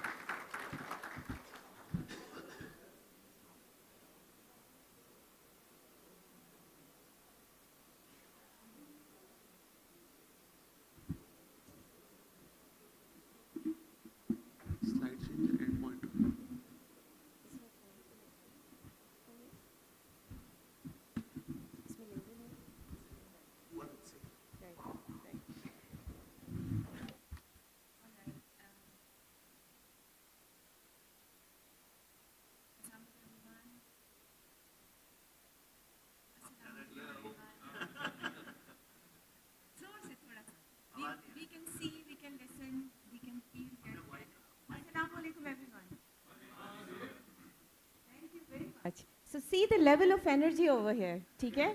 So more younger people are sitting over here as compared to here. Come on, bhai. Assalamu alaikum. Thank you very much. So probably my task would be, again, bringing you towards very simple key messages we all clinicians need to remember in our daily routine practice. So lots of information, many times we drown. फिर जब bed side पे जाते हैं, मरीज़ देखना शुरू करते हैं, so many patients waiting, short of time, कुछ चीज़ें skip हो जाती हैं माइंड से. Agree or disagree? करना भी चाहते हैं लेकिन कभी-कभी नहीं कर पाते, ठीक है? So it's a kind of a very simple presentation, just as a reminder कि आज जब हम जाएं तो थोड़ा सा commitment करके जाएं कि जी कुछ missing लोग हैं जिनको हम आइडेंटिफाई करने की कोशिश करेंगे, exactly the way we try to find out the missing million for hepatitis C. So there are a group of people who are being underdiagnosed, underestimated. Let's remind each other that we should not ignore these people.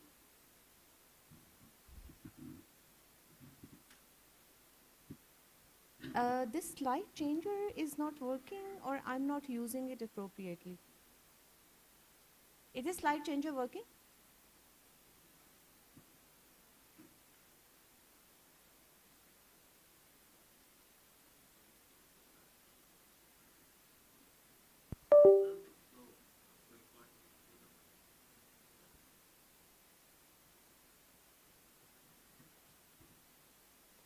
Okay, so I don't have anything to disclose. So in next couple of minutes, very simple agenda.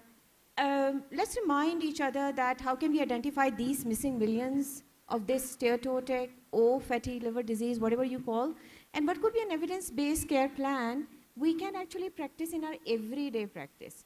No hard knowledge, no sky rocket science, something that can make a difference in lives of our patients. इतना heavy हो गया कि slides गायब होना शुरू हो गई. All right. Okay. So just imagine in a clinic day, I think हर दूसरे दिन नहीं तो हर तीसरे दिन तो शायद ऐसे patients आते ही होंगे. A young gentleman, 35 years old, pre-employed medical checkup हुआ, and he was found to have elevated ALT of 56. He's completely asymptomatic.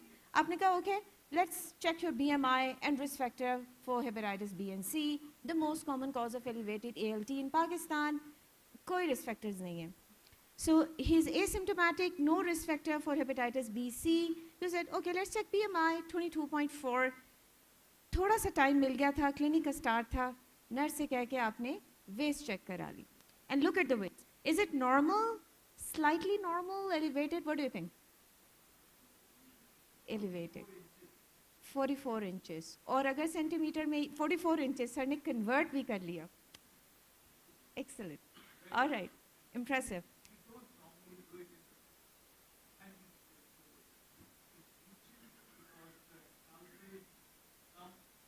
In inches.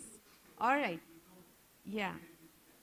Absolutely. I think this is a very practical point that, okay, all of the charts you would remember for the metabolic syndrome will be giving measurement of waist in centimeter.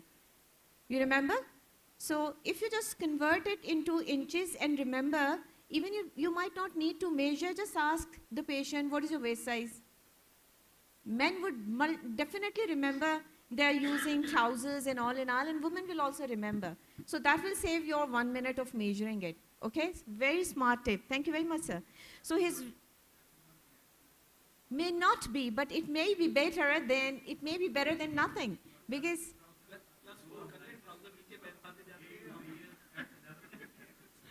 so ये अब वो वाली बात हो गई कि chicken eggs आगे आगे आगे वो बनी इसराइल का हाल था ना वो I'm so sorry. That's a reality. Yeah. Yeah. Absolutely, sir. Absolutely. I totally agree. But in a very simple way, how many of you ask your staff to measure waist circumference in your clinic? Raise your hands. खुद कर लिया तो कर लिया और वो करने का टाइम अक्सर नहीं मिलता. ठीक है? So what I remember, one of my mentor asked me to remember, I try to be a perfectionist. सारे काम पड़े रह रहे और he said, Amna, excellent is an enemy of good. Do you know that? I say, now I remember. Trying to make something, it was for my research projects. Pending चल रहे. So I think just remember this crisp information कि जब आप patient से पूछेंगे तो it may not be accurate. लेकिन suppose if you are in trouble, you can't measure it, तो कुछ good is not the enemy of excellent. तो कुछ पता चल जाएगा अगर आप मरीज से waist पूछ लेंगे कि जी आपकी waist का size क्या है. But thank you very much, sir. Just remember कि inches में अगर आपको पता हो तो this will make your life easy. For this patient, his rest of the parameters are normal, and his serology for hepatitis B and C is normal. His HbA1c came out to be 6.1. His cholesterols are fine. What do you think about his HDL? Low. Okay? And his liver enzymes are transaminases are slightly elevated. Gamma GT कुछ lab के cutoff पे आपको borderline high लग रहा होगा. So, and he said, so what is my problem and why I have it? He's not having any symptoms of autoimmune. He's not taking alcohol. He's not on medication. And he said, so gentlemen, you're having this MASLD. He said, what's MASLD? He said, आपके liver में चर्बी जमा हो गई है, fat जमा हो गया. But he said, but why I'm having it? मेरा तो वजन भी ज़्यादा नहीं है. So आपने कहा देखें, जो lean लोग होते हैं, उनमें भी ये fat जमा हो जाता है. And he said, तो ये lean कौन होते हैं? So we just remember that the Asian criteria for the normal and obesity and overweight is different. But what is the problem for this criteria? Using BMI as a measurement of obesity. What is the problem? The problem with BMI is it cannot distinguish fat mass with the lean muscle mass. Agree? And that can lead to misclassification.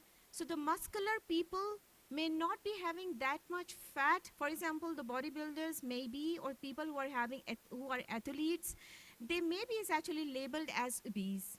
And the people who are actually sarcopenic, they may be labeled as falsely normal.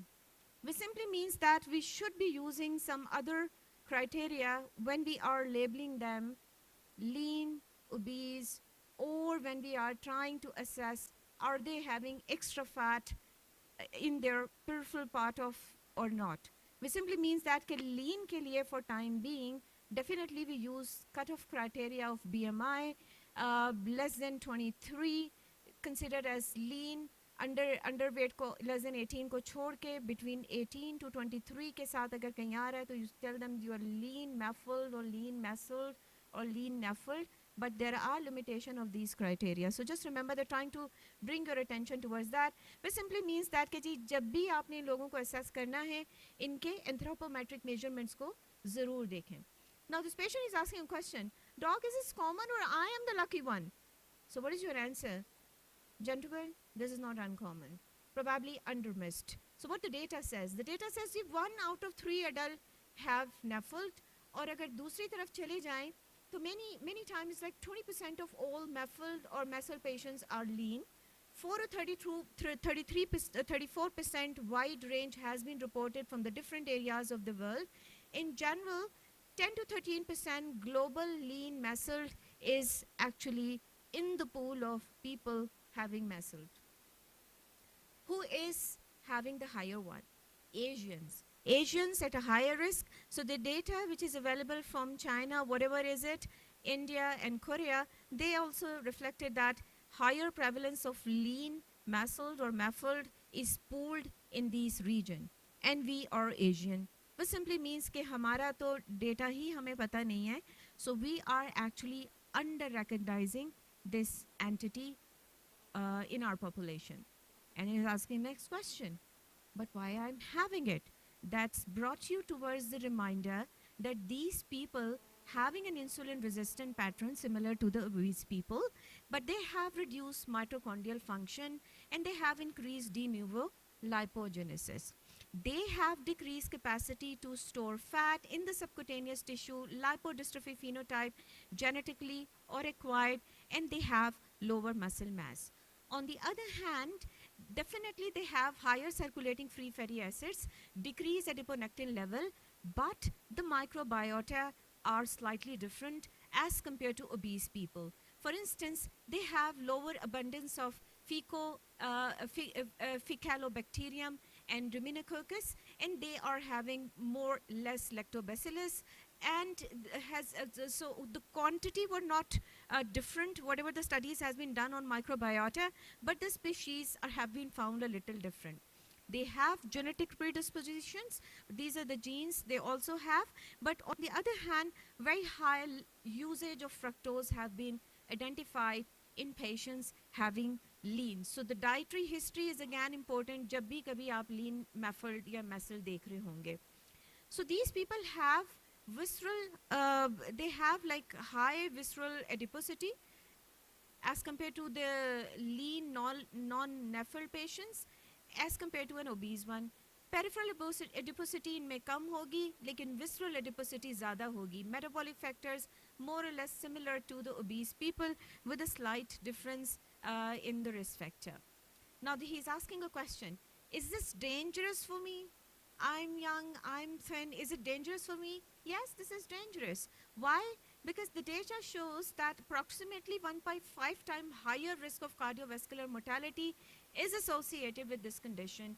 All-cause mortality is high. They may have a faster progression of disease and or a same level, but a group of people has been identified as faster progression of disease, leading to increased all-cause mortality as well as liver-related mortality in the certain case series.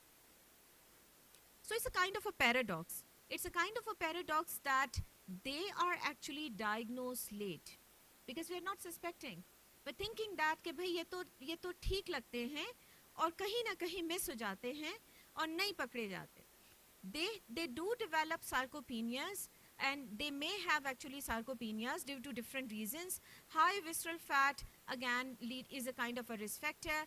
Genetic variants, ये वाले जो genetic variants है, they lead to aggressive phenotype, rapid progression of disease. Advanced presentation, because many times they remain underdiagnosed. And this is how is actually these missing millions are actually having a faster progression of disease. Histopathological pattern, a little different slightly, that they may have moderate steatosis as compared to severe steatosis among obese, MAFLD or MESL patients, and the more slightly lesser severe inflammation, but based upon genetic tendency, they may have higher risk of progression. And now he is asking,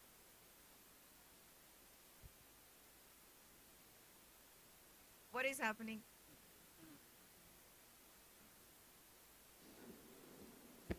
Okay. It started to exercise whatever you've been saying. Getting inspired, okay? Getting inspired and terrorized कि भाई इतने सारे लोग undiagnosed घूम रहे हैं, तो उनका क्या करना है? Okay, so जब तक slides वापस आती हैं, how many lean, muscled or muffled you do see in your daily practice, roughly? Dr. Javed Farooqi.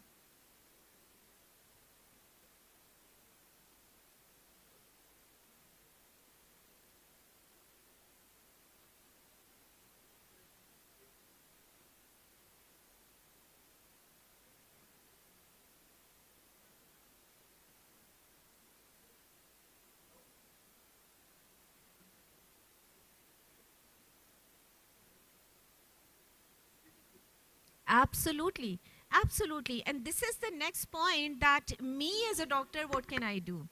So जैसे सर ने कहा, डॉक्टर जावेद फारूकी ने कहा कि हम अप्लाई नहीं कर रहे. So what we need to do? Suspect, okay? Suspect, early identify, do simple minimal workup, especially when you are practicing in Pakistan, identify them and then treat them. Okay, तो slides तो नहीं आ रही, हम वैसे ही discuss कर लेते हैं. Okay, when to suspect? When to suspect? The same criteria. Anybody who's coming with any, even one factor of metabolic syndrome, suspect that this person, if even not having obesity, even this person can have MASL. So just start the same criteria as you apply on obese people. Now, what do you have in your toolbox when you are practicing in Pakistan? From where you can start? I think in the morning you might have discussed this thing. Again, the same criteria if you are working in a third world country, you can use very simple lab test to identify this. So suspect, assess the disease severity, identify the risk factor, assess for complications. CKM syndrome के अलावा भी systemic complication, and then treat the disease as well as the complication. So ये हमने बात कर ली कि कहीं पे भी risk factor कोई भी एक metabolic syndrome का आ रहा है, just screen them. So for a low middle income country, ALT simple, an ultrasound of the liver simple will give you the presence or absence of fat in the liver. History पे आपने बाकी चीज़ें rule out की, जहां आपको लगा कि जी hepatitis B C हो सकता है, वहां आपने चेक करा लिया, रिस्क फैक्टर नहीं है, अल्कोहल नहीं है, ऑटोइम्यून नहीं लगता, एक्सटेंसिव वर्कअप की ज़रूरत नहीं है, and now you can assess the severity by assessing the fibrosis. If you're working in resource limited settings, FIF4 fibrosis, FIF4 index is a good calculator, you can use it. And if you are working where the resources are available, simple fibroscan can give you an idea about the degree of fibrosis. What is other than that is important? We should just remember that all of these parameters that we use to assess the fibrosis, they have higher performance when somebody are having lower BMI as compared to a higher BMI. So these lean NAFL patient or MASL patient, अगर इनमें आप stiffness or whatever criteria are you using to measure the degree of fibrosis, they are having a better performance. Follow कैसे करना है? Exactly the same way as you follow the obese people. FIF4 calculate किया, risk factor देखे, ALT देखा, low risk में है, follow up कर लें. Again, even a primary care center, primary care setup or in a tertiary care setup, 1 to 2 years में आपने उनको follow किया. If they are falling in an intermediate and high risk group, then follow the same criteria as you follow for the obese patient. Now, this is the toughest part कि हम इन्हें treat कैसे करें. So the basic principle, Can anybody tell me that how much weight loss we recommend to this group of patients to start, to begin with? लिखा भी हुआ 3 to 5%. Why not more than that? Why not more than that? नुकसान क्या होगा? कोलिलिथियासिस और they are already लीन. ज्यादा weight loss हम नहीं कह रहे, लेकिन अगर ज्यादा कह दें तो नुकसान क्या होगा? सार्कोपीनिया हो जाएगा. And sarcopenia still is a risk factor for all cause mortality. Okay, so I think lifestyle modification हर जगह पे is a cornerstone of the treatment here as well. But यहाँ आपने याद रखना है कि when you are recommending them, just recommend them that के 3 to 5% weight loss, and more than that usually is not recommended. And the diet which is found most useful is the Mediterranean diet. What exactly the Mediterranean diet is? बॉसों को पता है? Let's remind it. What's exactly the Mediterranean diet is?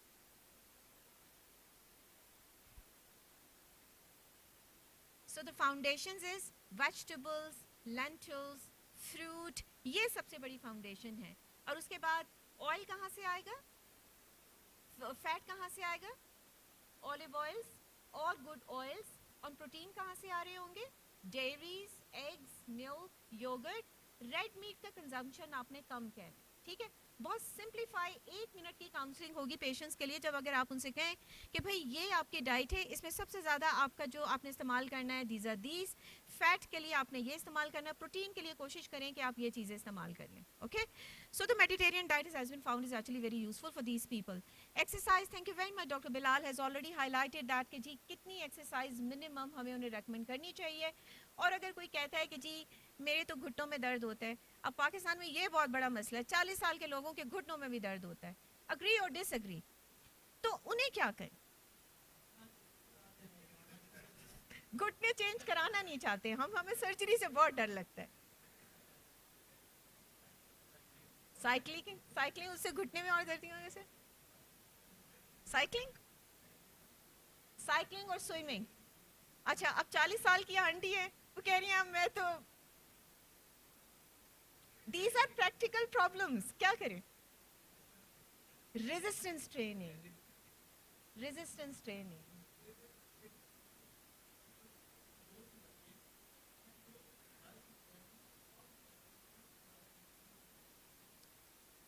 Absolutely. So if the facilities are available, send them to someone who can guide them. कि resistance training कैसे करनी है.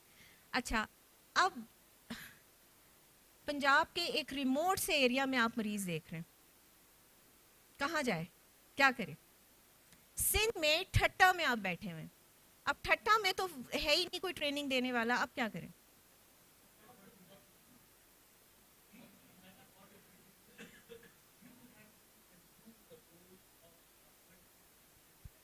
Absolutely.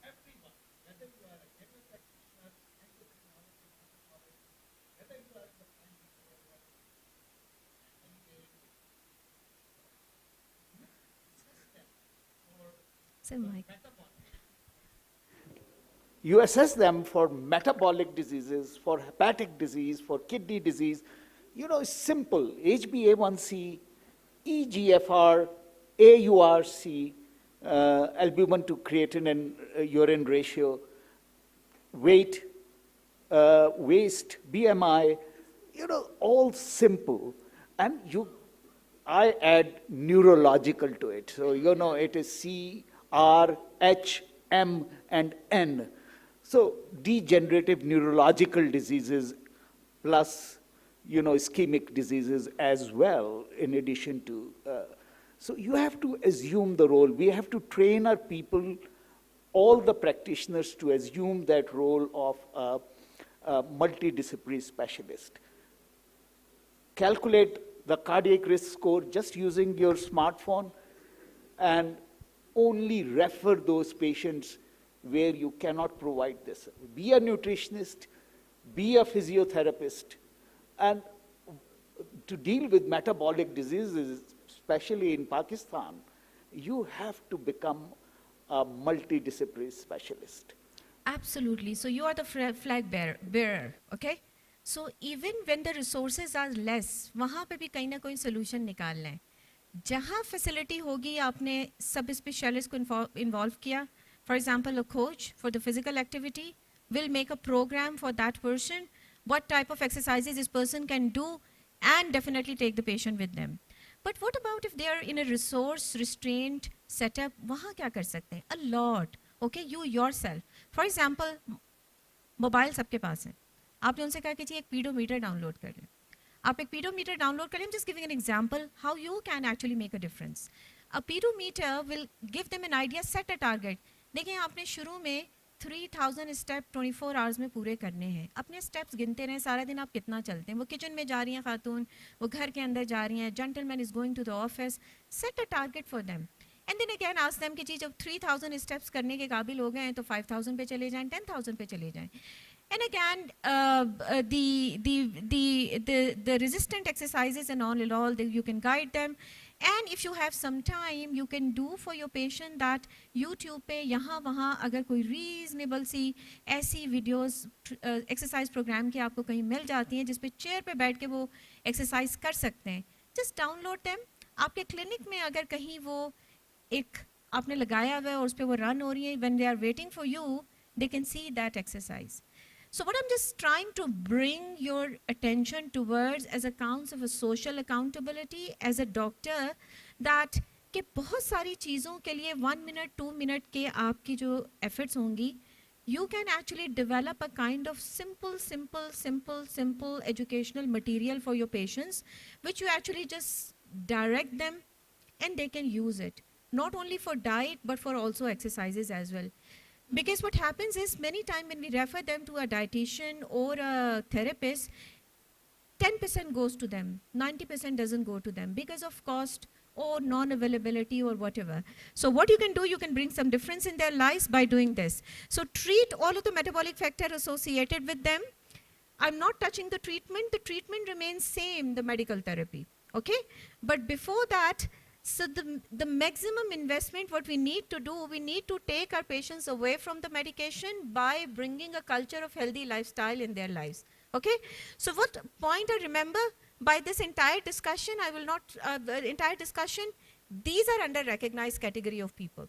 They are not only at higher risk of cardiovascular event and sarcopenia, but all cause mortality and the liver related mortalities as well. A lot to discover, to make identification early, and a lot to do to save them in GLP-1 era, which you are offering to diabetics as well as obese, but may not for this group of people, especially if they are not diabetic. So we are the source of hope for this group of people. Invest your some efforts to develop a kind of simple package for your patient to inculcate the culture of exercise and lifestyle, जो आपका time भी ज़्यादा ना लगे और आप अपनी clinic में उनको ऑफर कर रहे हो. Thank you very much.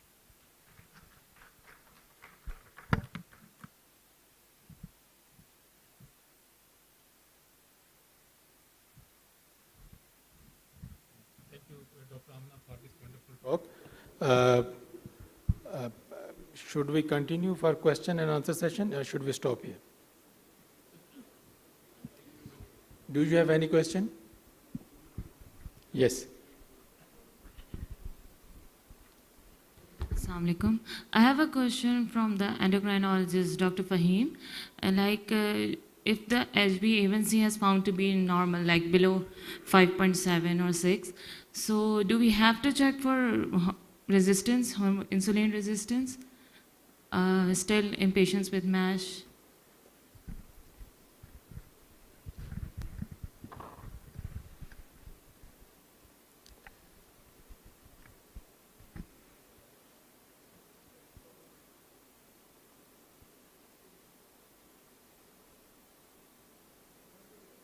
Is less than normal range, within normal range 5.6 and less than that. There are no guideline recommendation that you should look for the insulin resistance. So कोई ऐसी recommendation नहीं है where we ask a clinical physician या कोई भी guideline जो आपको कहे कि आपका एक MSLD का patient है या dyslipidemic patient है या even obese patient है and you need to check insulin resistance in them. So ऐसी कोई guidelines हैं नहीं where we should not be doing it. ठीक है. I'm sorry, I will just respond this. When it comes to normal A1C, it's not for the diabetes when we are looking for insulin resistance, it is with the insulin resistance is felt is the primary event which leads to obesity, mast cell diabetes and all CKM. So the PASL guideline do suggest to screen these patients who are having fatty liver for insulin resistance because that is one of the diagnostic criteria, and it's particularly in the patients with the lean NASH, it is very important criteria to pick up insulin resistance early in stage in these patients. So the PASL do say AACLD guideline, EASL guideline does not include insulin resistance as a diagnostic criteria, but they do say the insulin resistance is there as a risk factor. So we should check for fasting insulin. Yeah, it's not in our part of the guidelines. Okay. We talk about ADA, ACE, and IDF guidelines. So then maybe the liver. Yeah, if you want to check, that should be done fasting insulin level and fasting blood sugar level. And the HOMA IR score, HOMA IR calculators are available. So you can just put in the numbers, and they will give you that the patient has insulin resistance or not. So maybe for AACLD guidelines, they recommend, not for the obesity or something else. Okay. Another question from Dr. Bilal about the duration of resmetirom. Like one of my patients has been in resmetirom and he just asked at every follow-up when should I stop this? So there I'm is just no, confused. excellent, there is no, I think it's like considered a chronic condition, and so right now, there is no guidelines, it's up to the individual. Patient, I've been continuing it. That's why the study is still ongoing. So after the 5-year data will come out, what will be the long-term outcomes? The only group of patients, so if their patient is tolerating having, positive, so the group of patient I'm stopping it if patient has worsening or progression of fibrosis or having some. I had few patients with drug-induced liver injury and thyroid issue. Those are the only patient I'm stopping. We do talk about it. Just like diabetic and antihypertensive medication, this is considered, just the cost has been issue. In the US, we have seen that there is a patients who are from stage 2 and they got stage 1 and the insurance stopped covering them because now they have improvement, and that was on the medication. So right now, I think that I would continue it depending on what the stage of fibrosis, but I'll just follow the fibrosis and other things right And now. if it comes at the stage 1, like F1, and the ALT is also normalizing, still we have to I think continue. you have to talk to the patient because that's what you did with the Yes. medication, right? So I had few patients who had lost weight and have on GLP-1 started at the same time. Those are the patients I have stopped it. Okay. Okay, and follow FibroScan yearly? Yeah, so I do it every 6 months, 6 months. early on, but Okay. yearly is the minimum that, the guideline says yearly. So in Pakistan, I would do at least yearly. Yeah, Okay. thank you. Dr. Gyas? Okay, so one more. Sir, you mentioned in your presentation that we can use resmetirom in cirrhotics as well. So I think that is not, because there is data that was present in ASLD, the company has been doing many different trials. So there is an ongoing MASH compensated cirrhosis trial that has been going on. The data will kind of come next year. But early on when they enroll patient in another NASH trial, they included patient with cirrhosis. And their data has shown not only safe it is, but also at improvement. I had few patients which, early on in the FibroScan thought is stage higher fibrosis, but then they had like more cirrhosis, more fibrosis and cirrhosis. I continued those medication. The main thing is the safety, right? Yes. And it's safe. We have been using it in my clinical trial, which I'm doing like with Madrigal. I have 7 patients and I haven't seen anything like that. Secondly, what would be the response of it, right? The group of patients like, portal hypertension, if they have varices or other thing like, advanced clinically significant, I'm not using in that one. So there is a patients who have early on. If you wanted to, you can use it. In America, insurance doesn't pay for it, but if you have availability, because there's nothing else to offer, right? What will gonna happen? Like transplant the transplant is too. Most of these patients are like 65, 70, so you would, and it will gonna get ahead an approval for, cirrhosis in the next couple of years. So I would, in Pakistan, if you have availability, I don't know what our other experts feel, but that I would feel that you can consider it. Okay, can we use this combination of resmetirom plus semaglutide? Even if you look at most of the clinical trial, even the resmetirom clinical trial, about 15% patient was already on GLP-1.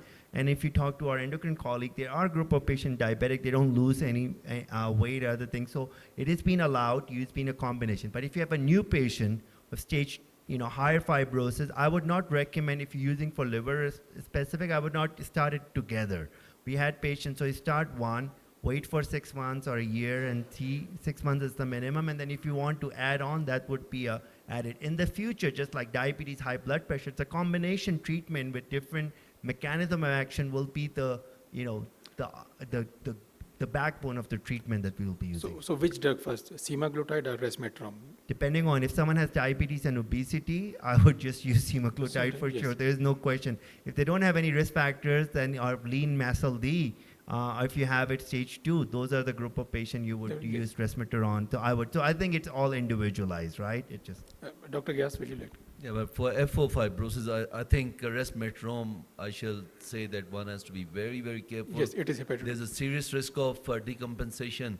So in trial setting, maybe, Dr. Bilal, if I've understood correctly, that he's using it in 7 of his patients in advanced fibrosis. But I shall like to exercise heavy caution in this setting.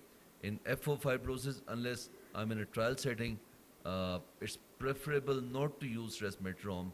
F3 is fine, but F4 definitely one has to be very, very careful. So continue the same. So in clinical practice, it is very difficult to differentiate between F3 and F4.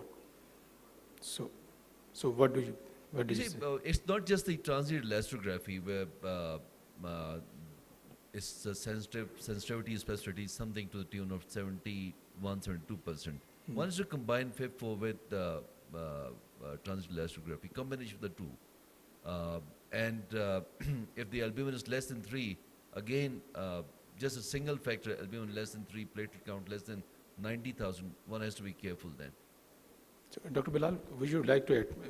I think, yeah, we can have a discussion for 1 hour. I think with the time we have to be like, you know, so clinically significant portal hypertension is something you have to be very cautious, as Dr. Hayas has mentioned, but there are many patients who are, as I mentioned, that we have it. So I think that you can use these markers very easily, and then you can, you know, pay attention to that. Okay. So is there any question? Sir, I have one question. If the patient already has some thyroid abnormality, in that particular case, along with especially hypothyroidism is associated with metabolic dysfunction. So in that particular case, what is the is it the indication remains same for resmetirom? Dr. Bilal.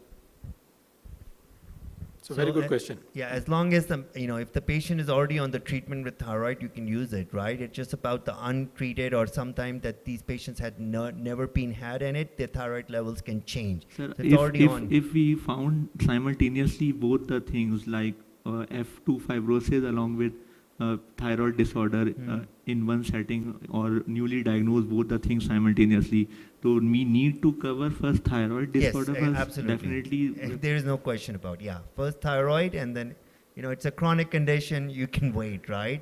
And so that's why, so you treat the thyroid first. And sir, what about if we talk about the side effects, if the patient report dizziness with resmetirom, in that particular condition, what is the recommendation? Again, I think that if you look at the side effect, it wasn't different dizziness and all these as compared to placebo. There may be something else is going on. But if they are, you don't know. It's still in the real world setting we are. But these are well tolerated. I have 100 patients on it. So there's not that. But if you feel like if it, just stop it and then see whether the symptoms goes away. This is not like a life and death kind of a thing. If you doesn't like it, you stop it, try to see what the symptoms are. Especially if the occupation is driver, if the patient is driver, has occupation. Sorry, I didn't know. If the occupation patient is driver of long routes. So don't use it. Yeah. It's not. Use the GLP-1. Because in states and British, in the British part, there is basically guidelines for from the National Highway Authority in the medical practices as well, because we don't have right now any such again, I think guidelines it's here. a very individualized decision making that comes in, right? If the patient is having any of these, we have these medications which we don't hear from any side effect. But if patient side effects, the easier thing is stop it, see whether the symptoms goes away. But if symptoms persist, then they need to do other medical tests to figure out what's going on. Okay. Thank you, sir. Bilal, in your talk, and Dr. Amna, in your talk, you said that 3 to 4 cups of coffee should be taken every day. Do you have to space it, or you can take them together, say if the first cup of coffee should be at 10:30, 11 in the morning, or one can take it all together, or it's 11:30. The first cup should be at 11:27. I don't think so. There's any studies that have done. It just these are retrospective studies that shows the black coffee has shown. So it doesn't. I don't think so. The time is it, and any matter into it. Thank you for this wonderful discussion. Now I will request. Akrab, just a comment. So when the COVID vaccine जब आ रही थी तो किसी ने पूछा कि which vaccine is the best one? तो किसी अक्लमंद ने जवाब दिया जो मिल जाए.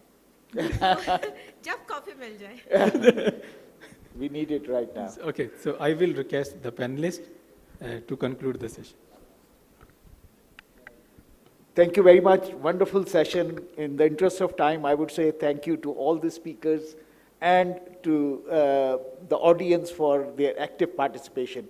Just one word of caution with the recent evidence that Bilal has shown, vitamin E, 200 international units. So if you are using it in muscle, the dose, equivalent dose for synthetic vitamin E that is available in Pakistan is 90 milligram. We don't even have a capsule for that. So be careful, don't use higher doses, use lesser doses. You have to multiply it with a factor of 0.45 to convert international units into milligram. So with this word, thank you very much, everyone, and I think we all need a cup of coffee. Okay, thank you, sir. Thank you very much. Now it's time for tea, so we will be back after 15 minutes.